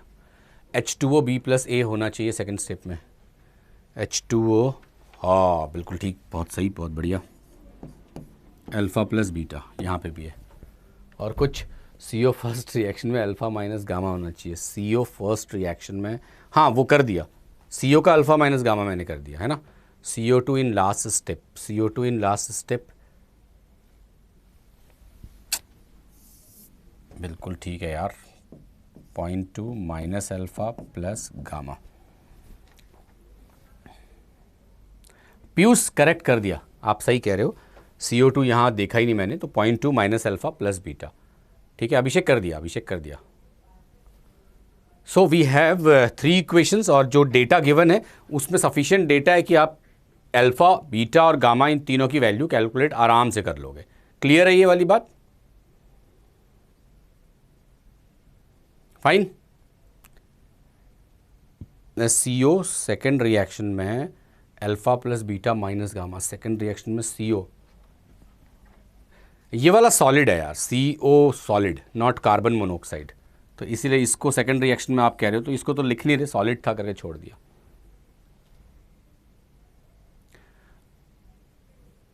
ठीक है, फाइन।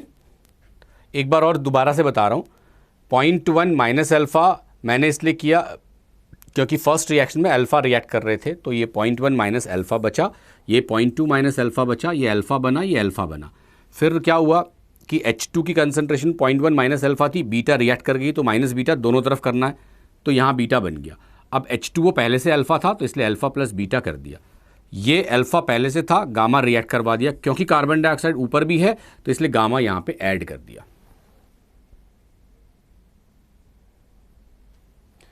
ये सारे मोल फ्रैक्शन में ही निकल जाएंगे, कोई प्रॉब्लम नहीं। ठीक है, अब इसको सॉल्व कर लेगा, आराम से कर लोगे क्योंकि सारे वैल्यूज गिवन है। अगले क्वेश्चन में आ जाओ। साइमल्टेनियस में अगर आप सही इक्वेशन लिखते हो तो डेटा को बहुत आराम से रिलेट कर सकते हो आप। So the answer is 9/119, 9/119। किसी ने आंसर दिया भी था।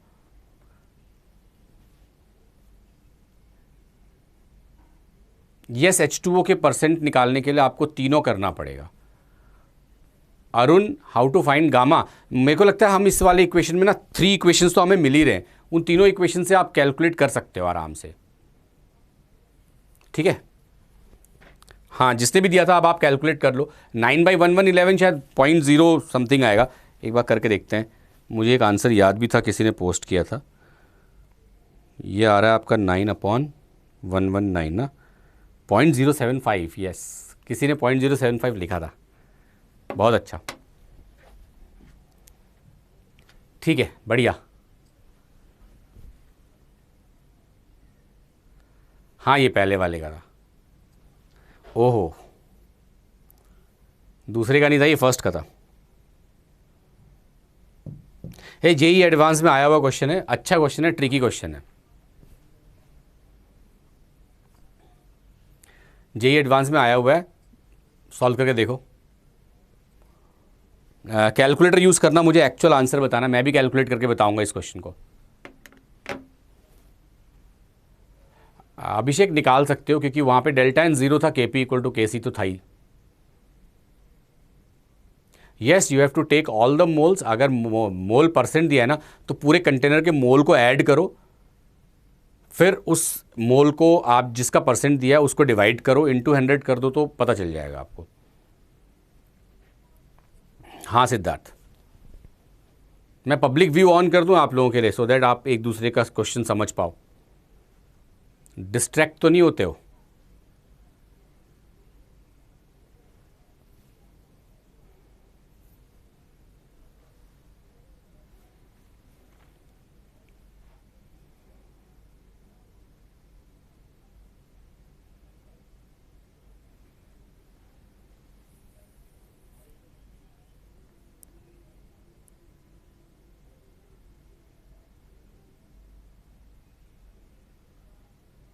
चलो ठीक है, थोड़ी देर के लिए करता हूँ, आप देखो, ताकि मैं एक्चुअली काफ़ी आंसर दे रहा हूँ तो आपको समझ नहीं आ रहा होगा मैं किसका दे रहा हूँ।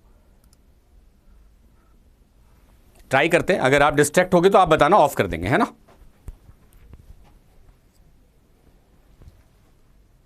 यार राघव, इतनी जल्दी आंसर कैसे आ गया? 7.5 × 10⁻⁻18।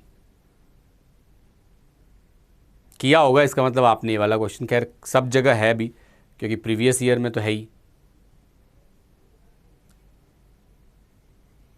चलो मेरे को थोड़ा पढ़ना पड़ेगा, तब तक आप सॉल्व करो, मैं एक बार इसको पढ़ लूँ। फॉर द रिएक्शन AgCN होल twice the equilibrium constant is 4 × 10⁻⁻19। Calculate silver ion concentration in solution which is originally 0.1 molar KCN। ठीक है, तो पहले बनाते हैं इसको। AgNO3 है, KCN है,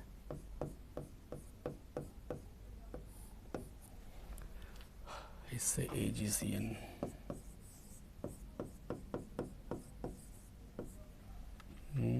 बैलेंस।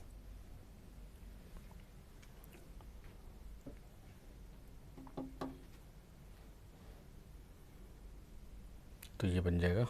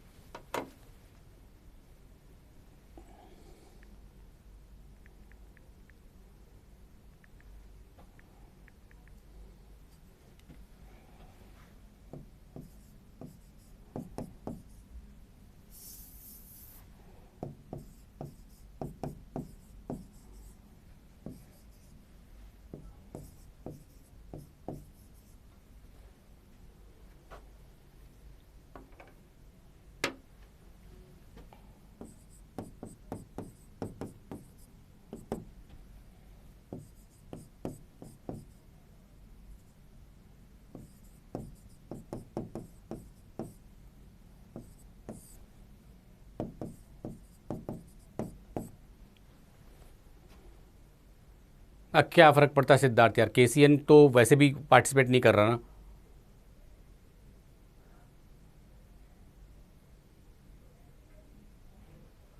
ठीक है, देखो मैं मेरा सिर्फ ये पॉइंट, इस वाले क्वेश्चन में बस एक ही ट्रिक थी एक्चुअली। वो क्या कर रहे हैं, AgCN होल ट्वाइस को पहले बना रहे हैं। अच्छा, अब बनाते वक्त तो उसका इक्विलिब्रियम कांस्टेंट दिया है, फिर तो वो क्वेश्चन आसान हो गया। बस एक चीज़ थी कि आप ये देखो कि AgCN को जब आप बना रहे हो तो उस समय ना CN रुक बच रहा है, ये देखो लिमिटिंग है ये। अब ये बचा हुआ इसके साथ कॉमन आयन की तरह काम करेगा ना, तो वो अगर आपने लिया है तो आप कंसंट्रेशन सही निकाल रहे हो, अगर वो आपने नहीं लिया है तो प्रॉब्लम है। उमंग में एक बार और एक्सप्लेन कर रहा हूं, देखो क्या है कि पहले आप शुरू से बता रहा हूं। हाँ, AgNO3 के 0.03 मोल थे, AgNO3 के 0.03 मोल थे, KCN के 0.1 मोल थे। तो मैंने क्या किया, इन दोनों में से ये लिमिटिंग रिएजेंट है, यहां तक सबके समझ आ गई होगी, है ना। अच्छा, अगर ये लिमिटिंग रिएजेंट है तो अब ये बचा कितना, 0.1 माइनस 0.03 इंटू 2, ये इतना बच गया। अब ये कितना बना, 0.03, तो मैंने लिखा 0.03 माइनस एक्स, तो Ag प्लस हो गया एक्स, CN हो गया 2x। लेकिन ये CN जो यहां बचा हुआ है वो भी तो यहां कॉमन आयन की तरह काम कर रहा होगा, बस मैंने उसको यहां लिख दिया। ठीक है, 0.03 माइनस अल्फा में अल्फा KC के एक्सप्रेशन में, हाँ बिल्कुल, वो नेगलेक्ट की बात तो खैर अलग है। मैं तो अगर तो सॉल्व करूंगा तो मैं 0.04 ही लूंगा, 2x को तो वैसे ही नेगलेक्ट कर दूंगा क्योंकि वैल्यू 10⁻⁻19 दे रखी है। KC इज स्मॉल, बिल्कुल ठीक है, वही मैं कह भी रहा हूं कि KC अगर बहुत छोटा है तो आप 0.2x को नेगलेक्ट कर लो, 0.04, तो थोड़ी क्वेड्रेटिक से बच जाओगे। और इनफैक्ट 0.03 माइनस एक्स हो सकता है, ये x भी नेग्लिजिबल रहा होगा, तो उसको भी आप नेगलेक्ट कर दो, तो भी आपका कैलकुलेशन बहुत आसान हो जाएगा। अब बताओ, ये क्लियर है सबका, आपको इसमें कोई डाउट है? ये अरुण, आपने क्या रिप्लाई का लिखा है, मैं देख नहीं पाया शायद क्वेश्चन। पहला इक्वेशन को आदर्श बैलेंस क्यों कर रहे हो आप? मैं तो सिंपल ये कह रहा हूं कि AgCN होल ट्वाइस बन रहा है ना, तो इसके टर्म्स में एक्चुअली आपको लग रहा है कि पोटाशियम बैलेंस नहीं रहा होगा, वो तो आयन के फॉर्म में रहा होगा, तो वो K+ के फॉर्म में इजीली एग्जिस्ट करेगा। सिद्धार्थ, तुमने बैलेंस किया, K+ के फॉर्म में रखा होगा, तो +K+ कर ले, अपने आप बैलेंस हो जाएगा। ठीक है, क्लियर है? आगे बढ़े, नेक्स्ट क्वेश्चन में आ जाए। हाँ, मैं आंसर बताता हूं। पब्लिक व्यू ऑफ कर दूं, डिस्ट्रैक्ट तो नहीं हो रहे हो? 7.5 × 10 के, वो जो राघव ने आंसर दिया था, याद भी है उसका आंसर, इतनी जल्दी तो खैर कैलकुलेट नहीं कर पाता।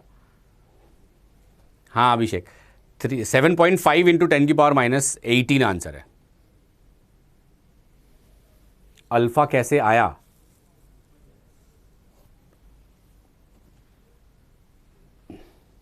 ठीक है, फाइन, तो मूव करें, नेक्स्ट में मूव करें।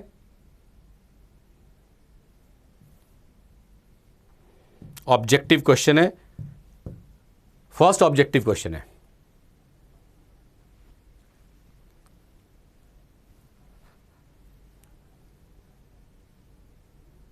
कॉमन आयन इफेक्ट देखना था, अगर शुभम नहीं देखते तो गड़बड़ हो जाती, क्योंकि फिर तुम ना कंसंट्रेशन जो निकालते हो जरूर से ज्यादा आती। प्राइवेट मोड कर दूं? सारे लिख रहे हो।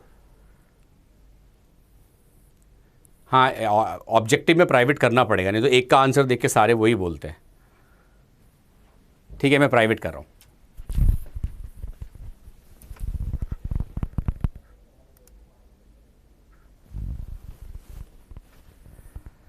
थोड़ा टाइम लगेगा शायद इस क्वेश्चन को सॉल्व करने में, बहुत अच्छा क्वेश्चन है।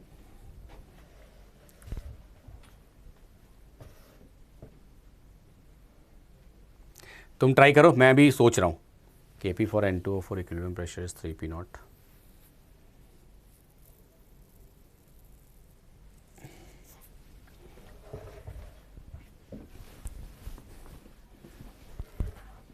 यस, कॉमन एंड साइमल्टेनियस, इसके ऊपर क्वेश्चन बिल्कुल सौरभ इसी के ऊपर तो आते हैं।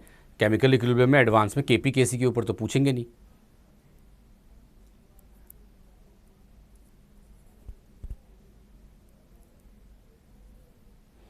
अनुराग, इक्विलिब्रियम डिस्टर्ब का मतलब ये होता है कि मान लो आपने कहा A+B इक्विलिब्रियम विद C है, और इक्विलिब्रियम पे A B C सबकी कंसंट्रेशन 2:2 है और Kc बैलेंस्ड है, अचानक आप B डालते हो, तब इक्विलिब्रियम डिस्टर्ब होता है ना, फिर से वो रीएडजस्ट करता है, तो उसको कहते हैं इक्विलिब्रियम डिस्टर्ब होना। इसमें है क्या ऐसा? हाँ, वॉल्यूम हाफ कर दिया है। आदर्श इतनी जल्दी आ गया? क्वाड्रेटिक तो बनेगी, वो तो ऑप्शन को देख के ही लग रहा है।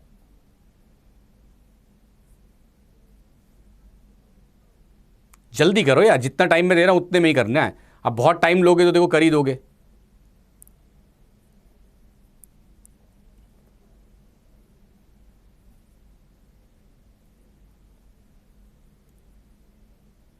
आंसर नहीं बताऊंगा राघव।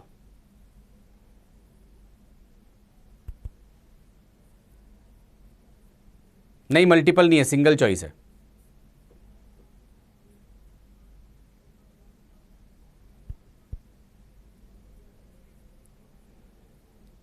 दो तीन बच्चों का ए आ गया है, ये नहीं हो रहा। ठीक है, आंसर बता दूं पहले। कुछ बच्चों का ए, कुछ बच्चों का बी आया, तो देख लूं आंसर क्या है। बी आंसर है। प्रियांशी गुप्ता बी लिख रही हो, ठीक है। चलो मैं समझाता हूँ इसको। इसमें N2O4 है, इक्विलिब्रियम विथ 2NO2 है ना। इक्विलिब्रियम प्रेशर 3P है, sorry at equilibrium, sorry Kp at equilibrium pressure of 0.35 is 0.5। Okay, तो इसका Kp है 0.5 P0 और इक्विलिब्रियम प्रेशर 3P0 है। इसका मतलब ये हुआ कि ये 2P0 होना चाहिए ना, और ये P0 होना चाहिए। ये लाइन समझ आई? देखो, टोटल प्रेशर 3P दिया है, मैंने इसको P0 इसको 2P0 लिया है, P0 + 2P0 3P0 हो गया। Kp 0.5 दे रखा है, तो P0 divided by, sorry P0 square divided by 2P0, तो 0.5 P0 ही आया। तो ये क्लियर होगा। फर्स्ट मैंने यहाँ तक का ये लिखा, ये यहाँ तक लाइन जो मैंने पढ़ी उसके हिसाब से मैंने ये लिखा। क्लियर है ये वाली बात? अच्छा, जब आप किसी कंटेनर का वॉल्यूम को हाफ करोगे तो बॉयज़ लॉ लगेगा। तो कंटेनर का वॉल्यूम यहाँ पे था, तो अगर आप इसको हाफ करोगे तो प्रेशर सडनली डबल हो जाएंगे। तो वो कर लेते हैं। तो on half the volume of the container equilibrium is distributed, तो डबल कर देते हैं। तो this will become 2p0, this will become 4p0 जब आपने वॉल्यूम हाफ कर दिया तो v/2। अब वॉल्यूम को हाफ करोगे बॉयज़ लॉ अप्लाई होगा, लेकिन वॉल्यूम को हाफ करेंगे बॉयज़ लॉ अप्लाई होगा, लेकिन ली चार्टियर प्रिंसिपल भी यूज़ होगा।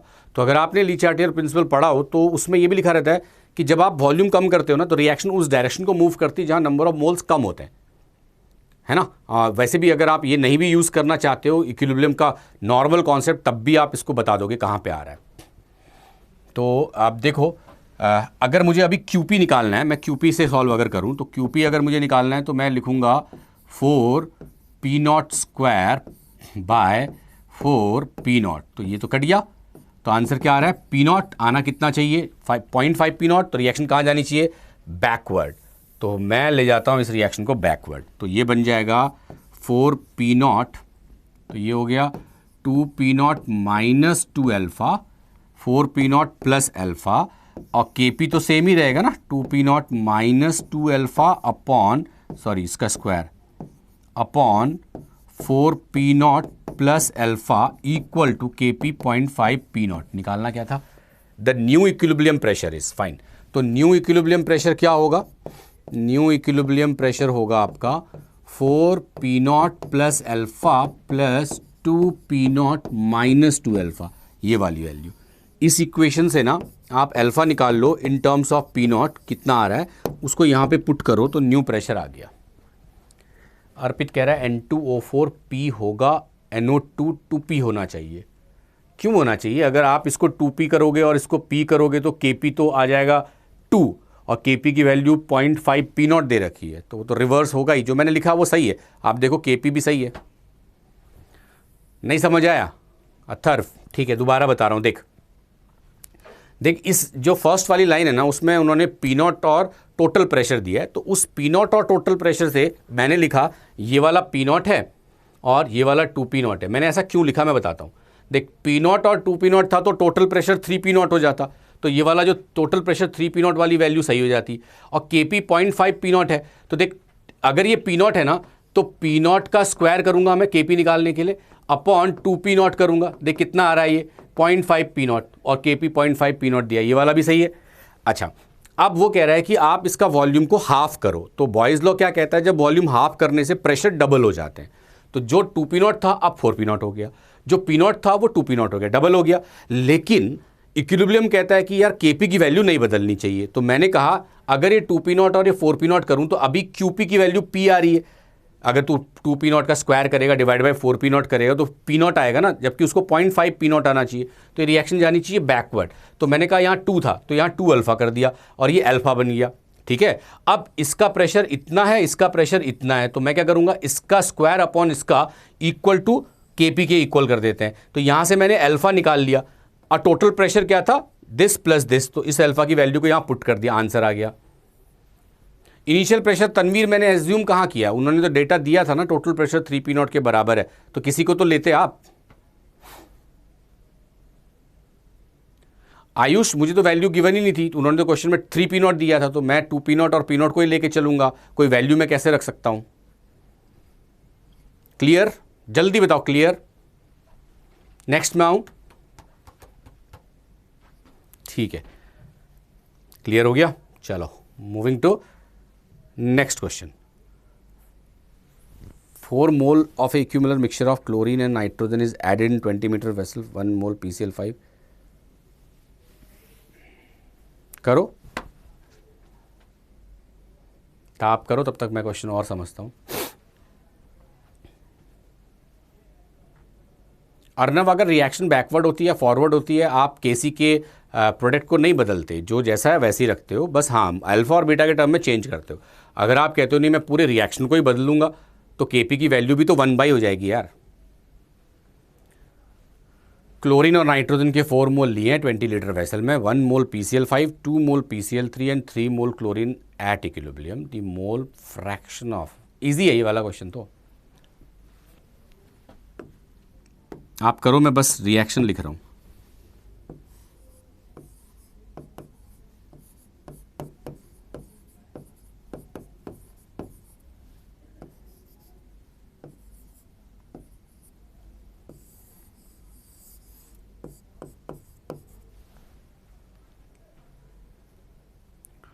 ट्वेंटी लीटर, सॉरी, पहले केसी निकाल लेता हूं मैं इसका, 2/20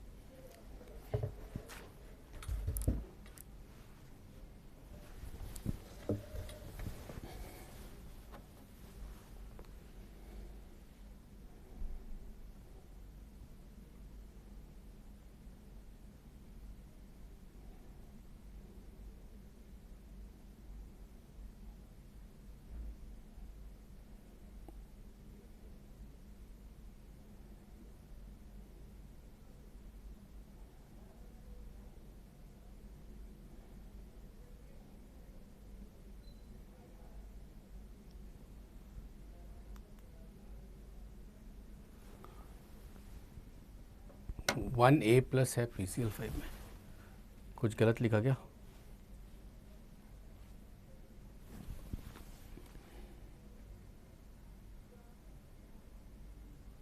सेकेंड इक्वेशन में अल्फा ऐड करेंगे, सेकेंड इक्वेशन में, ओह कितनी मिस्टेक्स हैं यार, सही कह रहे हो आप। हाँ हाँ संभूति लिख दिया मैंने, 1+α।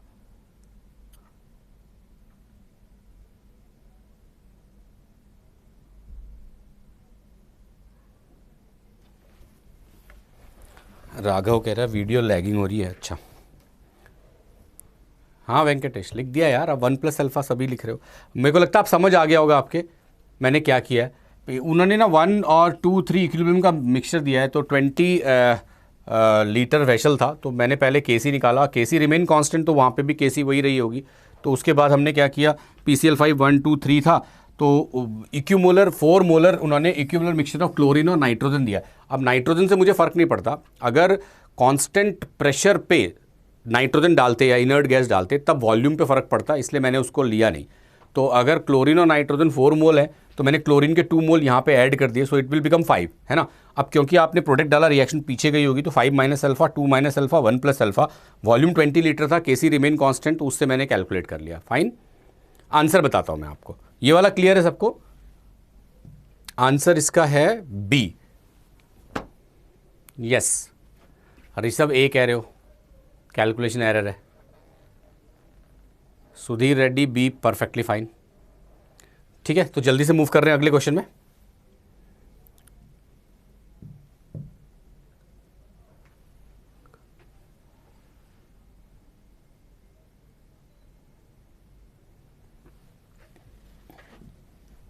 यार इसमें कुछ डेटा में एरर था, तो इसको लास्ट में करेंगे थोड़ा समझने के लिए, मैं चेंज कर नहीं पाया। 2 मोल PCl5 गैस इटेट ना,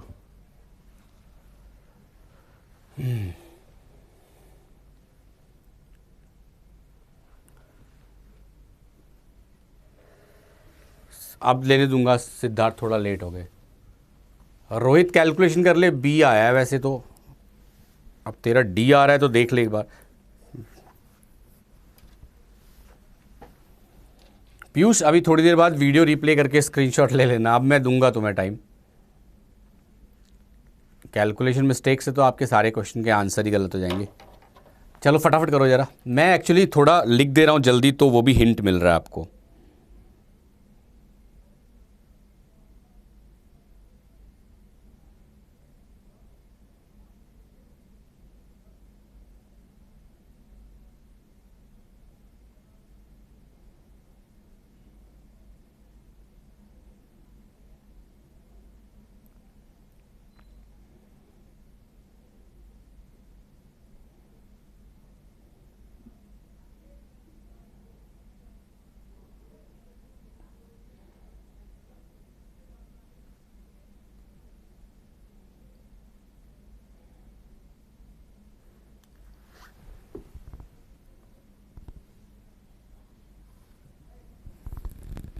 इक्विलिब्रियम के रिएक्शन में रिवर्स भी एज्यूम कर सकते हैं, ये आपने कैसे कंक्लूड किया? रिवर्स मैं समझा नहीं। अगर आप प्रोडक्ट डालोगे तो रिएक्शन तो इक्विलिब्रियम तो बैकवर्ड ही जाएगा।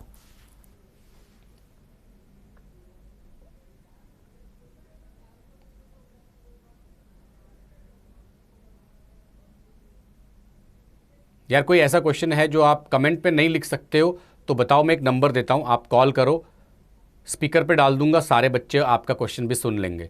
अगर कोई ऐसा क्वेश्चन आता है जो आप इसमें पूछ नहीं पा रहे हो शायद कमेंट में, आप डायरेक्ट पूछना चाहते हो, उसके लिए यस क्वेड्रेटिक सॉल्व करना पड़ेगा। आयुष डी आ रहा है, मैं आंसर थोड़ी देर में बताता हूँ।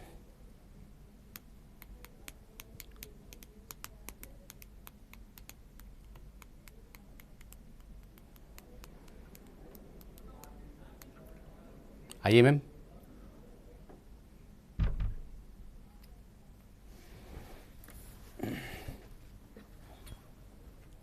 हाँ, किसी का ए भी लिखा है किसी ने।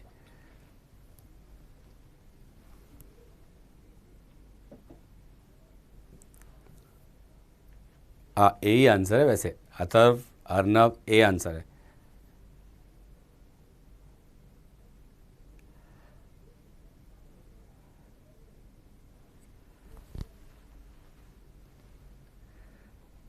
यस सर, ऐसे डाउट आ रहे हैं जो कमेंट में लिखने पे भी नहीं बता पा रहा हूँ। अच्छा ठीक है, आज तुम्हारी आवाज़ भी सुनेंगे सारे बच्चे। तो मैं पहले इस क्वेश्चन को समझाऊँ, 2 मिनट देना मेरे को, अभी मैंने पहले क्वेश्चन को फ्रेम कर लूँ। 2 mole PCl5 is heated at T0 degree at 150 vessel in presence of 1 mole of neon. Neon को छोड़ देते हैं, इनर्ट है। At equilibrium the mole fraction of chlorine was found to be 1/7। At equilibrium the mole fraction, तो यहाँ से पहले मैं कैलकुलेट कर लेता हूँ। 2 मोल 150 लीटर, यार 150 क्यों दिया है? 2/150 minus alpha alpha alpha, sorry mole fraction है तो 150 छोड़ो, 2 minus alpha alpha alpha and the mole fraction of chlorine was found to be 1/7। तो alpha plus alpha equal to 1/7। तो यहाँ से आप अल्फ़ा निकाल लो, यहाँ से आप Kc निकाल लो, तो अल्फ़ा/150 का स्क्वायर बाय 2 माइनस अल्फ़ा/150, ये Kc आ गया। इनिशियल इनर्ट गैस इतना 4 mole of PCl5 is introduce in 1 litre vessel initially substance. If 4 mole PCl5 is heated in 1 liter vessel at T degree in the absence of any substance initially,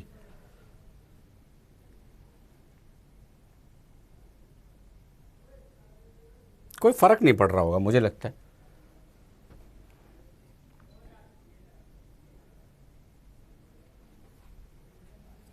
एक गलती फिर कर दी मैंने, अल्फ़ा/2 plus alpha plus नियन को add करना था यहाँ, ये ठीक है। अब देखो इजी क्वेश्चन था, यहाँ से आपने, मैंने नियन पहले ऐड नहीं किया था, मोल फ्रैक्शन में तो नियन को ऐड करना होता, अब मैंने नियन को ऐड कर दिया। अब अगले वाले में नियन तो था नहीं, तो सेम मेथड यूज़ करो। Kc की वैल्यू देखो कोई फ़र्क नहीं पड़ता, आप नियन डालो या नहीं डालो। इनर्ट गैस के डालने से Kc Kp को कोई फ़र्क नहीं पड़ता, तो केसी अभी भी वही रहेगा, बिना नियन के सेम चीज़ को सॉल्व करो और इजीली हो जाएगा। ठीक है सुधीर रेड्डी, मेरे को लगता है कैलकुलेशन मिस्टेक हो सकती है, बट करेक्ट आंसर इज 3.337 ठीक है, आगे बढ़े, जल्दी बताओ। इजी क्वेश्चन था, ज़्यादा टाइम देने का कोई मतलब नहीं।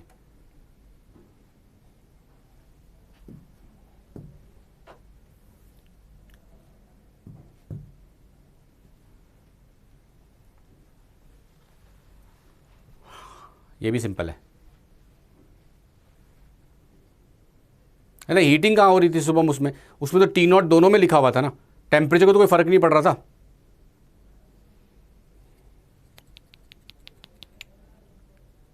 कॉन्सेप्चुअल डाउट है कुछ सिद्धार्थ, जो बोल रहे हो कॉल करना है।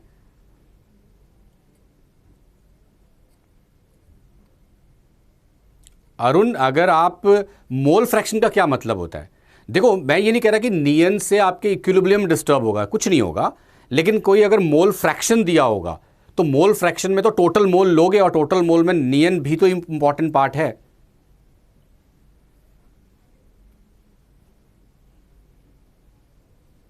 इसलिए मैंने नियन लिया है।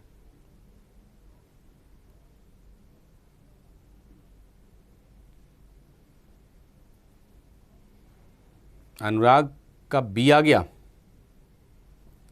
ठीक है।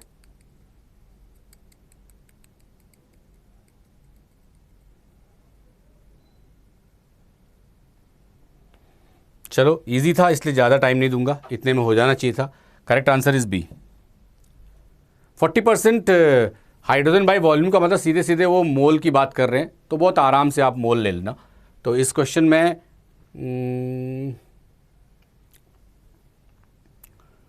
हम लिख लेते हैं SnO2 सॉलिड है, 2H2 गैस है, equilibrium with 2H2O gas plus Sn liquid. तो इसको हटा देते हैं, इन दोनों को ले लेते हैं और इसको भी हटा देते हैं, और इन दोनों में ये 40% है, तो रेस्ट 60 ये रहा होगा, तो आंसर आ गया।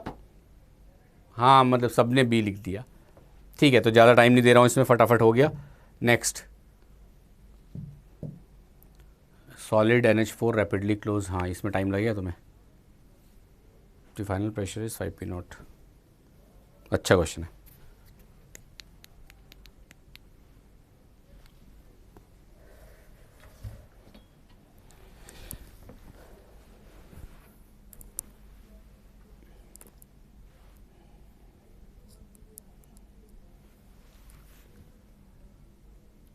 हाँ राघव,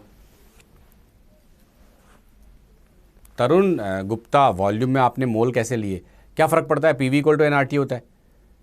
तो अगर PV इक्वल टू NRT है तो V is directly proportional to N है, तो अगर परसेंटेज ऑफ वॉल्यूम दिया है तो वो परसेंटेज ऑफ मोल भी तो होंगे। दूसरी बात है, मैं ये नहीं कह रहा वो मोल ही है, जब आप KP और KC निकालते हो तो आप डिवाइड कर रहे होते हो ना, तो जो भी प्रोपोर्शनलिटी टर्म है वो वैसे भी कट जाएंगे। उल्टा लिखा शायद राघव आपने।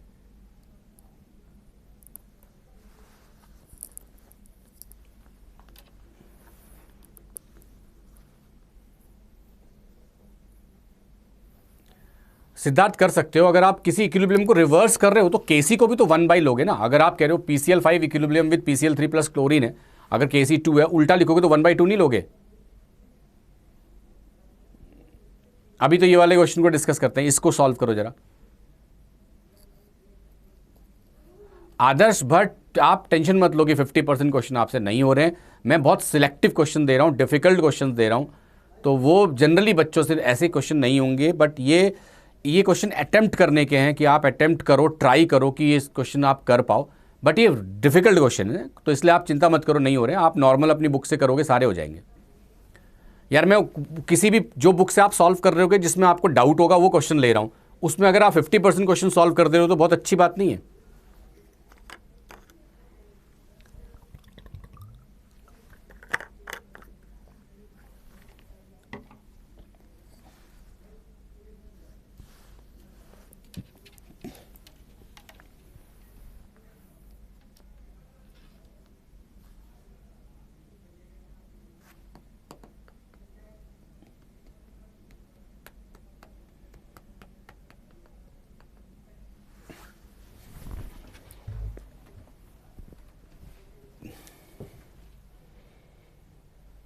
अभी मैं सॉल्व नहीं कर रहा हूँ, आपको टाइम दिया हुआ है, पहले मैं बस अपने लिए क्वेश्चन को फ्रेम कर ले रहा हूँ ज़रा। जल्दी आ गया।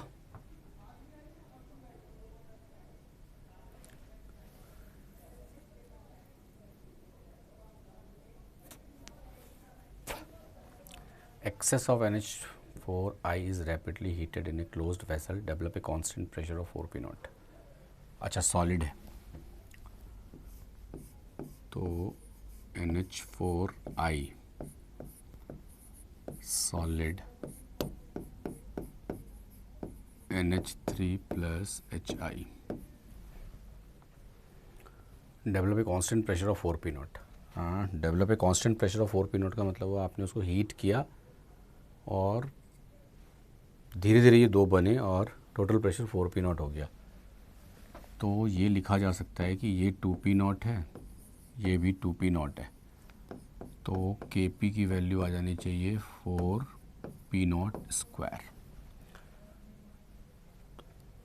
Owing to the partially decompose of the solid into ammonia and HI, but the presence gradually decrease further dissociation of HI। Okay, simultaneous पे लेके चले गए, HI को डिसोशिएट करके H2 और I2 बना रहे हैं, करते हैं हम भी dissociate. The final pressure is 5 P naught। Okay, total pressure अब 5 P naught हो गया, तो ये हो जाएगा यार 2 P naught माइनस 2 अल्फ़ा, ये हो जाएगा अल्फ़ा अल्फ़ा, तो ऊपर वाला सब बदल जाएगा।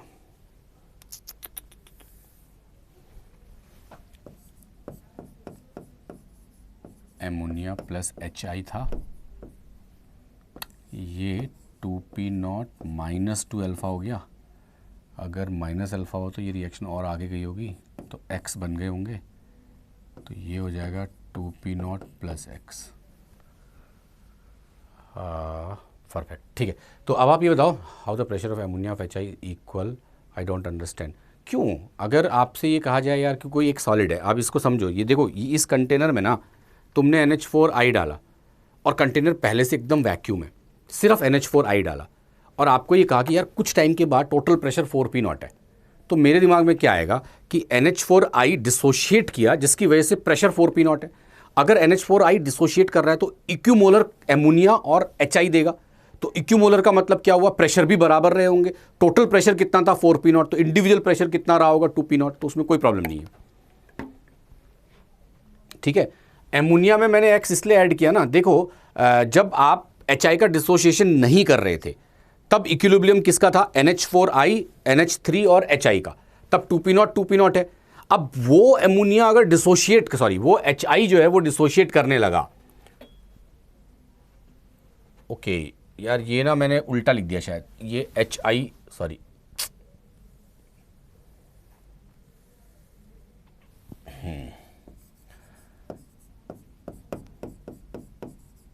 तो अगर ये HI का 2 अल्फा रिएक्ट किया तो ये इक्विलिब्रियम आगे आया होगा ना, अगर आगे आया तो X बन गया, तो ये वो X है, तो एमोनिया भी तो X बनेगी, तो वो X है। हाँ हाँ घोष मैंने सही कर दिया है, वो उल्टा लिख दिया था। तो अब HI 2 P naught minus alpha plus X हो गया और H2 अल्फा I2 अल्फा हो गया। ठीक है, परफेक्ट है। अच्छा अब आगे आते हैं, फाइनल प्रेशर 5 P naught दिया है, तो एक इक्वेशन तो अपने को यहां से मिल जाएगी कि 2 P naught minus 2 alpha plus X plus 2 P naught plus X plus 2 alpha equal to 5 P naught। एक Kp से इक्वेशन ले लेते हैं, Kp वाली इक्वेशन हो जाएगी 2 P naught plus X multiplied by 2 P naught minus 2 alpha plus X, और ये हो जाएगा 4 P naught स्क्वायर। तो इन दो इक्वेशन से आप अल्फा एंड एक्स की वैल्यू निकालोगे in terms of P naught, निकल जाएगी वो, है ना, और उसके बाद इसका KI आप कैलकुलेट करोगे। परफेक्ट। रवि मंडल कह रहा है एक डाउट है कैसे लिखूं। चल डाउट है, मैं बताता हूं कैसे लिखेगा। ये ले नंबर, पहले मैसेज कर देना, पता नहीं किसका फ़ोन आ जाए।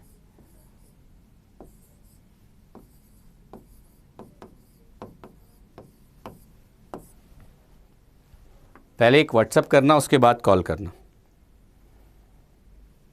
ठीक है। तो आगे बढ़ने से पहले चलो तुम्हारे डाउट्स ले लेते हैं कॉल पे लाइव।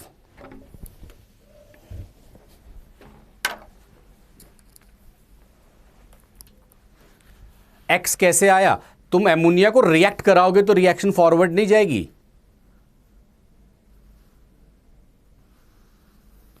वीआईपी नंबर क्या है यार अर्नव? इसमें पुराना है ना, तो मिल गया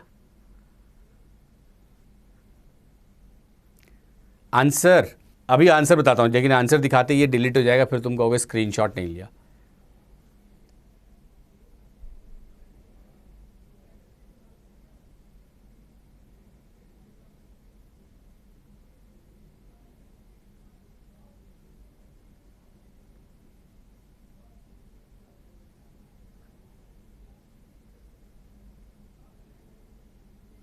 फाइन, आगे बढ़े। हाँ ऋषभ, देख लेते हैं answer. Answer is B. B is correct answer, ठीक है।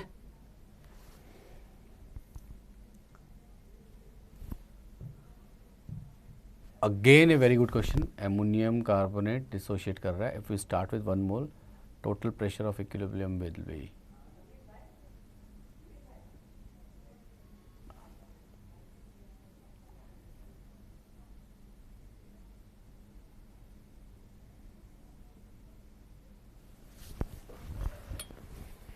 चलो राघव, कर सकते हो कॉल।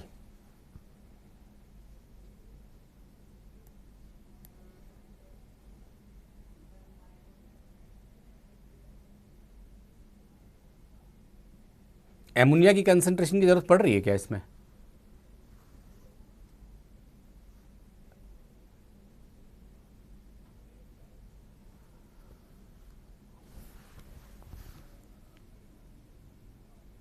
केपी दिया है, 1 मोल से स्टार्ट किया, टोटल प्रेशर।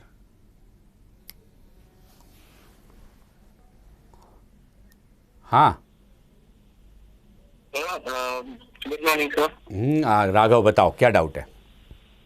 सर इससे पहले वाला जो क्वेश्चन था, excess of solid NH4 iodide वाला on rapid heating in closed vessel, हाँ उसमें सर NH4I का डिसोसिएशन अमोनिया और हाइड्रोक्साइड में खाली पार्शियल प्रेशर का कॉन्सेप्ट से भी तो कर सकते हैं, जिसमें P टोटल मतलब अगर मैं X मान लूं दोनों को, तो P1 मेरा X प्लस X हो जाता है और HI का डिसोसिएशन उसका X/2 हो जाएगा, और टोटल प्रेशर 5P0 है, तो मैं 5P0 equals to X plus X/2 plus X/2 लिख सकता हूँ। नहीं, कैसे कर दोगे ये बताओ। टाइम t इक्वल टू 0 पे एमोनिया और HI दोनों के प्रेशर 2P0 हैं। हाँ, उसमें से HI जैसे ही डिसोशिएट करेगा NH4I फॉरवर्ड जाएगा। हाँ, अगर फॉरवर्ड गया तो एमोनिया X ऐड हो जाएंगे और HI भी X ऐड हो जाएंगे। अच्छा अच्छा, तो सारी इक्विलिब्रियम डिस्टर्ब हो गया, तो जो तुम कॉन्सेप्ट बोल रहे हो वैलिड ही नहीं हुआ। सही है।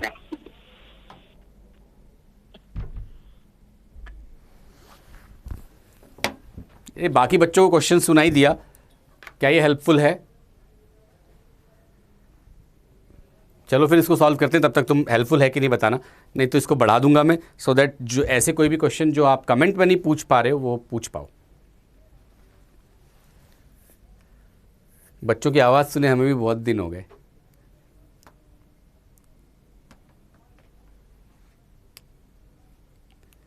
ठीक है, फिर अगली क्लास से मेरा नंबर सबके पास है, सब नोट कर लेना। क्लास में ही फ़ोन करना यार, ठीक है, जब क्लास चल रही होगी। और जो टाइप आप नहीं कर पा रहे हो कमेंट में, उसके लिए फ़ोन पे कर लेंगे। और ये सबको विजिबल भी था, आइडिया अच्छा है ना माइक से।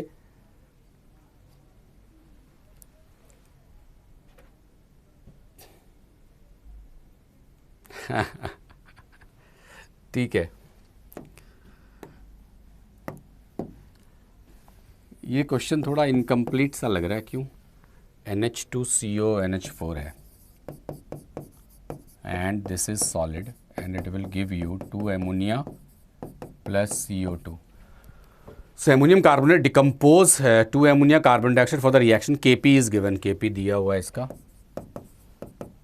2.9 इंटू 10 की power -5 atmosphere cube. If we start with 1 mole, क्या फ़र्क पड़ता है 1 मोल से, the total pressure at equilibrium will be, तो इसको 2p और इसको p कर दूं मैं, तो ये 2p का स्क्वायर, ये p 2.9 इंटू 10 की पावर -5 कर लेते हैं, ये 4p क्यूब 2.9 इंटू 10 की पावर -5 कर लेते हैं, यहाँ से p निकाल लेते हैं, टोटल प्रेशर हम कर लेंगे 3p, तो आंसर आ गया।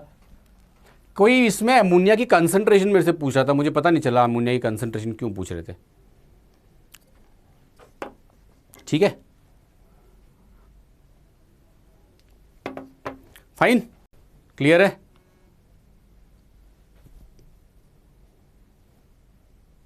हाँ बी है, शायद बी है, मैंने देखा नहीं, हाँ बी है।